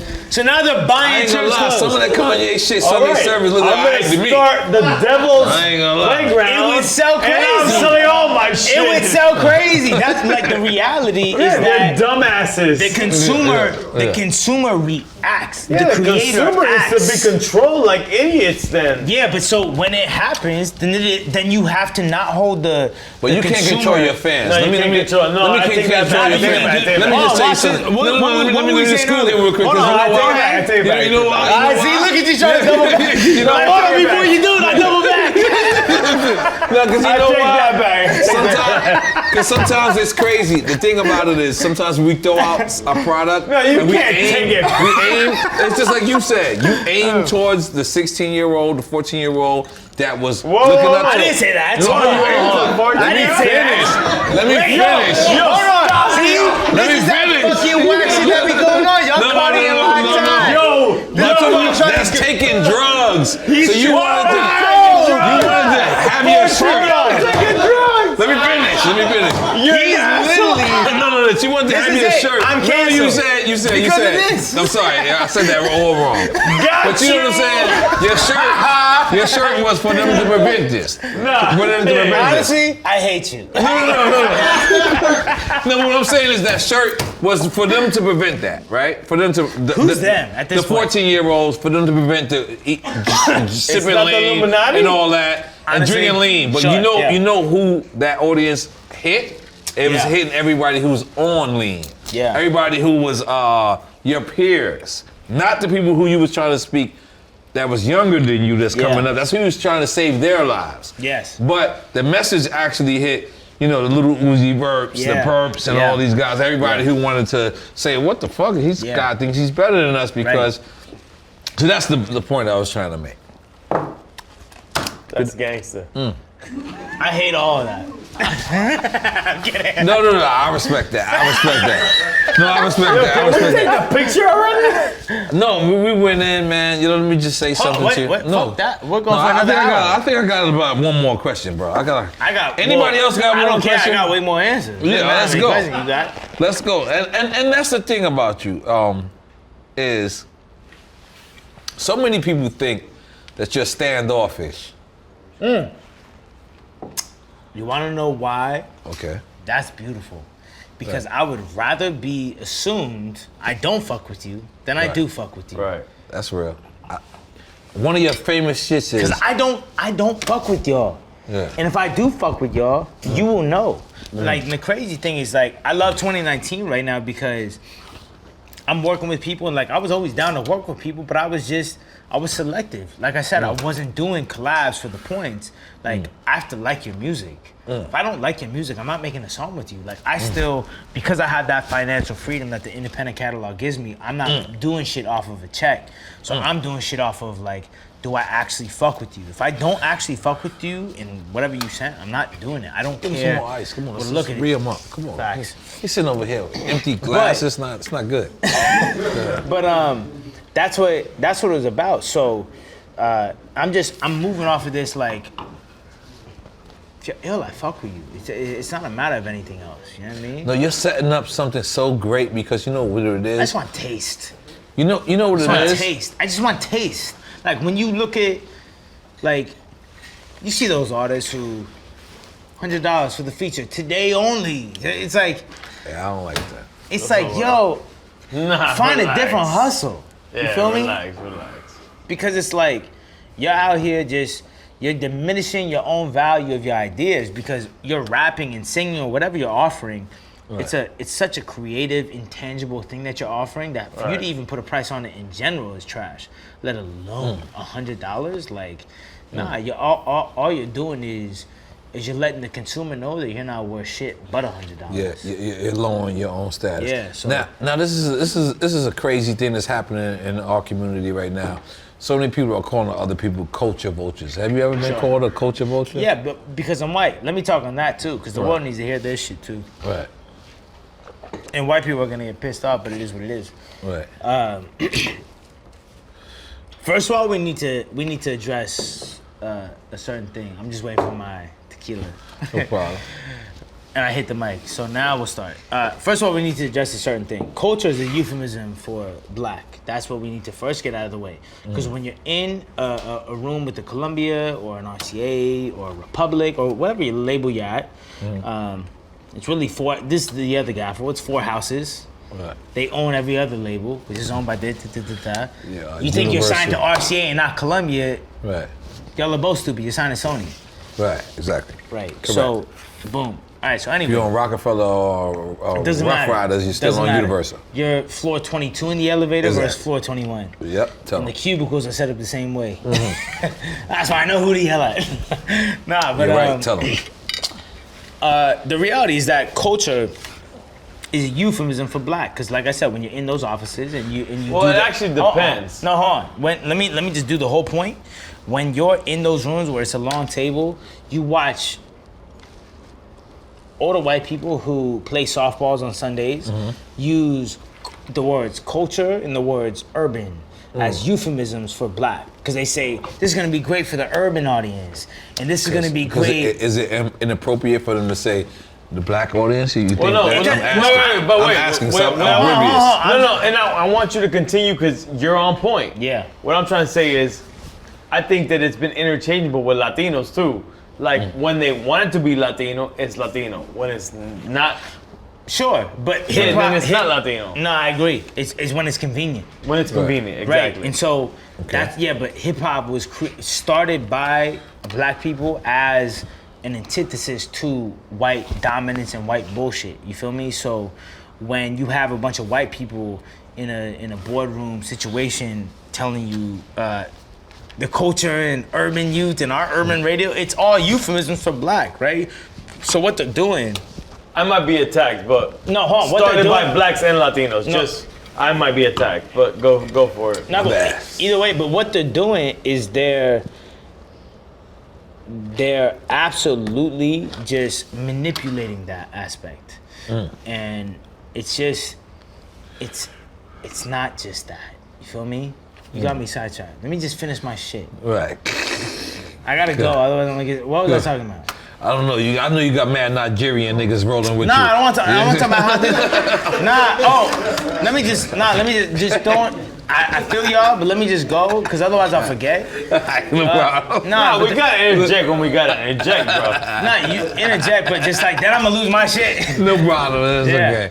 This is But- what we are. We fucked Nah, up. because it's over here. important. Because it's like, yo, like, you have white people who play softball on Sundays dictating black culture, and they're signing artists off of what the white 14-year-olds with meme accounts tell you is black culture. And so that's a problem. That's a problem. That's the root of it, because face tattoos and all that shit was gang related off the rip. You're not getting face tattoos unless there was some shit behind it. Unless you're ready to be You're gang not getting member face for your whole tattoos for the life. aesthetic. So y'all are already emulating a lifestyle you're not about, but you are trying to sell that to people. And since the people you're selling it to, you're a fake selling it to little white kids who are the ones running the meme accounts and the digital real estate that ends up shooting back up the ladder towards the labels who don't know anything. They end up signing people based off of whoever these people who fall for this lifestyle, who are falling for this. It's just all a fucking joke. It's all a joke. It's all a joke because you have the higher ups actually being dictated, tugged and pulled by 13-year-old white kids who have meme accounts. But that's what And makes it's it harder for insane. you. That's what makes It it doesn't harder make it for harder you. for y'all. No, You already, as much as you're successful. you know why? Okay. Because I win every time. Because it's the truth. Right. It doesn't matter what y'all are talking about. Right. We could pull up the list. It's brutal. You know how many artists have popped and only had a summer? Hold on. You want to go through Boogies? Where's your list? You got a nigga named Boogers? That's down with your crew? I like My best that. friend. That's hard. Boogers is my Boogers. nigga. Like Boogers, what's going on? nigga? Nigerians. You already sound like you stab people. I respect you. I respect you. Nah, but I'm saying like we gotta really look at what's going on with inside of the shit. With inside of the shit, it's people who don't have any fucking clue. Right. And they get to be the bank for a Lil Nas X. Right. But they don't have any clue. And it's so pathetic and it's so sad to me because I really wish like I could have told Lil Nas X like, yo, you will make way more than that by yourself Right. And let's say $2 million deep of you making that money, whatever you agreed to Columbia with, you could have charged them double. Right. So you would have gotten this $2 mil off of TuneCore, plus it's still popping. Well, what if he did do that and we don't know that? He didn't. I could almost agree with you. I don't need to he didn't. Like without knowing, no he information. didn't know, but he's honest with this shit. Usually I have like inside information. With this, none at all. I don't have, no, but bro, sometimes, you know what the inside information is? Right. Your gut. Right. Period. Exactly. I don't need to question my shit. Period. Vamos, Chanchi. Because I'm not gonna lie, I'm just being honest. Little remind me of Lil Wayne. Nas obviously Nas. reminds me of Nas. And then X DMX. reminds me of DMX. And then I looked at those three names and I was like, It's a those troll. jerseys It's a should be retired. Like no one should never. Like I hate this is a See, DJ that's name. such an ill There's a perspective. DJ named N.O.R.E. That's so I'm gonna be ill. honest, I hate you. Like, and then there's there's a producer No, yeah, named but that's Noriega. real. That's real. There's a producer named Noriega in Puerto Rico too. I also hate you equally. Just want to throw that out there. I don't know when this episode's gonna come out, but you know the DJ at but I Power hear you, 105 bro. in New York City. I thought DJ you N.O.R.E. What the said fuck is your DJ problem? Like why? Like I fucking fought. Yeah. For this. Talk about it. Talk about it. No, like bro, you could have been Russell Sim or Russell. You chose the EL off your name. Be Russ. So this is a distinctive. Like I didn't even want to be Noriega. So I was written been N.O.R.E. And then you gonna take my name? I've never liked you. Just gonna be honest. I know I've seen you in Power 105. I know to be fake too. I've learned how to be fake as well, cause I was like, That's what's fucked up about this shit. I had to learn. You know what they say, right? Cause I had 7 lawsuits. They say So certain I said, walks of life, Jesus, right? They yeah. say jail, they say this will teach you how to be a better criminal. The music business teaches you how to be fake. No, wait, definitely. That's why the longer you spend in it, the worse you pop out of it. That's why I don't frolic in it. I stay in my house. We don't frolic in this shit either. Nah, I ain't gonna lie. Thank you so much, man. Hey, listen. Wait, hold on. Can't be the end.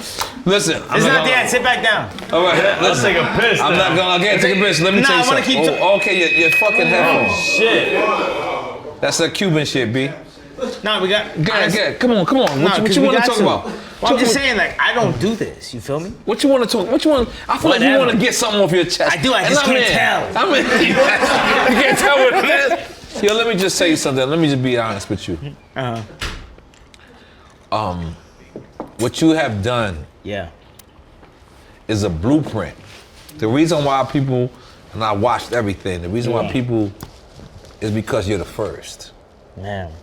And when you're the first, you ever remember on Instagram, you're the first, a person would say, I'm first. First comment, But if you ever look at the comments that people say to them, it's horrible.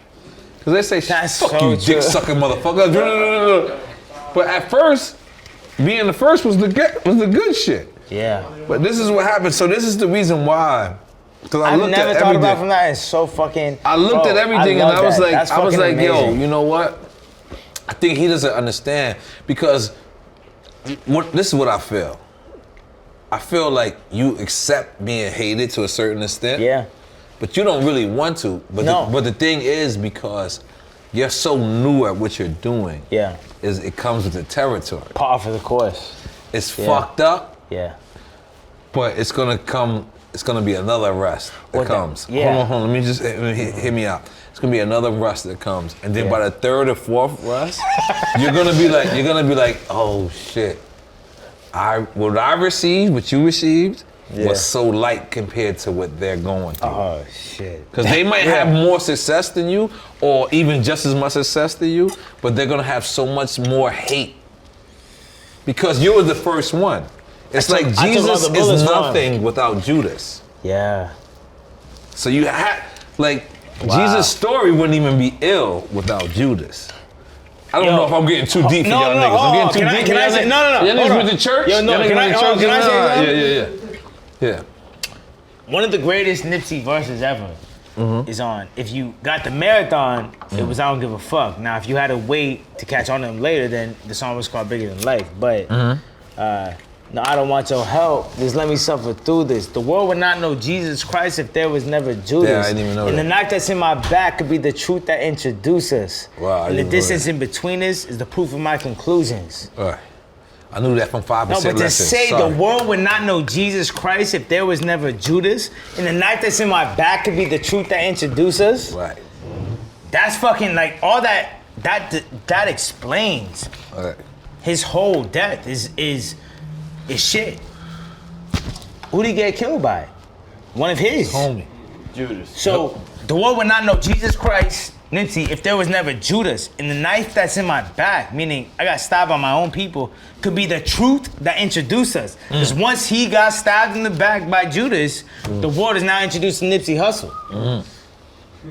I'm telling you. He's become Jesus. And now if you want to go deeper, Jesus died at 33, Nipsey 33. Yep. That's a whole different thing. I believe that too. I'm a conspiracy theorist. I believe that. I'm all the way there, bro. I got it I tatted believe on that. my body for a reason. That's a real thing. So that's the reason why Yeah. I feel like as great as you are as an artist, and you're gonna continue to be great as an artist. Thank you. Your actual gift is being a businessman. Yeah. So you have to open up a business, not to give you any business. You made a lot more money than me, trust me. Just listen. I don't give you any business, but the thing is, No, I'm doing people it. I will hear follow you. you. People will Yeah. follow Yeah. that format. So the thing is, to make your artist those next guys. So now, Yeah. so you become Rockefeller. Like, But that's the crazy thing, the balance that I'm dealing with is like, number one, I don't want to be too early trying to like do that. 'Cause you're already. It's too late. I want to like. It's not too late. No, right no, now. No, it's too late. You're already too early. You're already Yeah. early. You're already. No, I'm just you're saying, already like, the new Tech Nine never was- of our generation. That's fucking ill. You're That's already. it. You're already. But I it. just don't want to like. I want to make sure that I got me covered, and I'm kind of like there. Like I'm talking like when I'm 30, I'm 26. Makes sense. When I'm 30, for sure 35, but like I'm not gonna do that to you as an artist. Like I'm not about to split time. I didn't do that Yeah. neither. You feel me? Like I'm not about to tell you, yo, I want to sign you. Like there's been a lot of artists that I fuck with early on and I help, but I don't want anything from it. Right. That's not why I was doing it. It was for the game. Once again, at the point. So when I'm 30, 35, yeah, maybe I'll be like, you know what? Yo, pull up. I got like, we'll make a whole album, whatever it is, but that's not where I'm at right now. But I'm gonna end it with this because I know you wanted to We're not produce an ending shit. album for Ross. I know you wanted to produce an album for Ross, which is a That's the phenomenal crazy shit. fucking album. That's the crazy Which would be phenomenal. I kept listening to your beats and I kept listening to Ross cadences and Yes. all that. But the thing is, in hip hop, we don't owe nobody nothing, but we owe somebody everything. Yeah. Like you owe me nothing, I owe you nothing, Yeah. but we owe each other everything. Isn't that fucked? That's what fucks me up. Yeah. That's what fucks me up. Like I can't charge none of these old niggas that be asking me for verses right now. Like I've never can't charge let these me on niggas camera. shit. And it's a fact. I've never charged anyone for a verse. I just got. I've never charged anyone for a verse. I'm and I guilty. never I've been would. charging niggas verses. And I never would. You know why? Because But now the drink chance work. I'm free 99. Nah, but you know what it is? For You know- everybody who would catch me. Nah, but you know what it is? If you My catch me, perspective I on can't that is charge that I've never charged anyone for a verse, and I never would because my perspective is that if I feel like I gotta charge you for a verse, I shouldn't be doing the verse. You know, so I only do verses for people that like I fuck with. I know I'm gonna sound ill on it. Like it represents myself correctly, sonically, and artist-wise. Like, and I'll do it. I don't give like. But that's the financial freedom of having a TuneCore that pays out every week. Like I've been able to turn down good bags because they were bad looks. But when you're broke, a good bag is a good look. You feel me? That was hard. Can we make some noise for that? No, but one more. But that's beautiful. That's beautiful right Thank there, you. right there. Because Fat Joe told me that one time. Fat Joe said, I'm looking at Fat Joe, and he said, "Damn, N.O.R.E." And I said, "What's up?" And he said, "Everybody give me so many free verses, I can't even charge anybody a verse no more." Yeah. And I was like, "Fuck! Why did you tell me that?" Yeah, because once you do them like I that, you can't can charge expect this shit. verse. I can't But charge. like it's fucking. That's what it's about, though. It's about doing shit for the love of the game, and I feel like when you detach from expecting something, like put it like this. Because you get like 250,000 a show. That's what I'm hearing. Something like that. You gotta relax. Cause I mean, he said it on his records. I'm being honest. I listen. I'm a Nah, but lyricist. like, put it like this, right? If people only pull up on you if there's a check involved, Right. it just lets you know how they feel about you. You are not you. You are a check. Check, hey. That's real. So You're a monetary movement, right? yeah, you're no different than a prostitute. Right. You're just a sonic prostitute. I'm using you for the beat. Cause when you pull up with yo, where's the pussy at? Da, da, da, da. You pull up with the producer who you're only fucking with like cause he was 50K. Yo, where's the beat at? Right. Same shit. Like pop it open, pause. But that's what it is.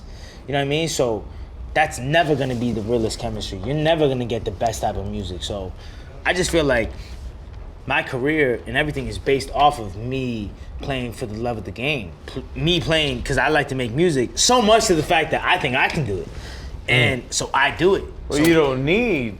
Yeah, but subscribe regardless, to that. I did at first I did. And I was- everybody can't be a producer rapper because a lot of these niggas is trash out here. I'm gonna throw it out there. they are. Nah, yeah, they are. But you know what? They actually could be. Hold on, but No, like some I of don't these know, niggas but is hold horrible. on. Like I You heard, nah, you they heard are. Has rap? Oh Hold my on, God. hold on. Nah, It but was see, hard. you see what's fucked I'm up? fucking with you, Has. I'm fucking with you. You see what's It's a fucked up? joke. And I agree. But at the Not same really time, I fucking with disagree. Because I disagree because the reality is that yo, you're not ill or you're not fire, you don't have talent. That's too much of a locked into the present day definitive moment statement. You think that tomorrow doesn't exist. What if I'm better by tomorrow? All of a sudden your statement doesn't make any sense. Because if someone told me that I was shit at making beats at 14 and I believe and I internalized their opinion, then I wouldn't be sitting here talking to you. Goddamn, make some noise for that, goddamn. I don't think there's no more cameras left. We gotta take a picture, and you can hang out with us. I'm like getting into my shit. No. Why can't we keep talking? I want to keep talking, but I gotta take 17 pisses. Take And we're gonna take 17 pictures. And we Let's gotta take go. pictures After and that, drops. then we can read. And let me, let's go. Okay,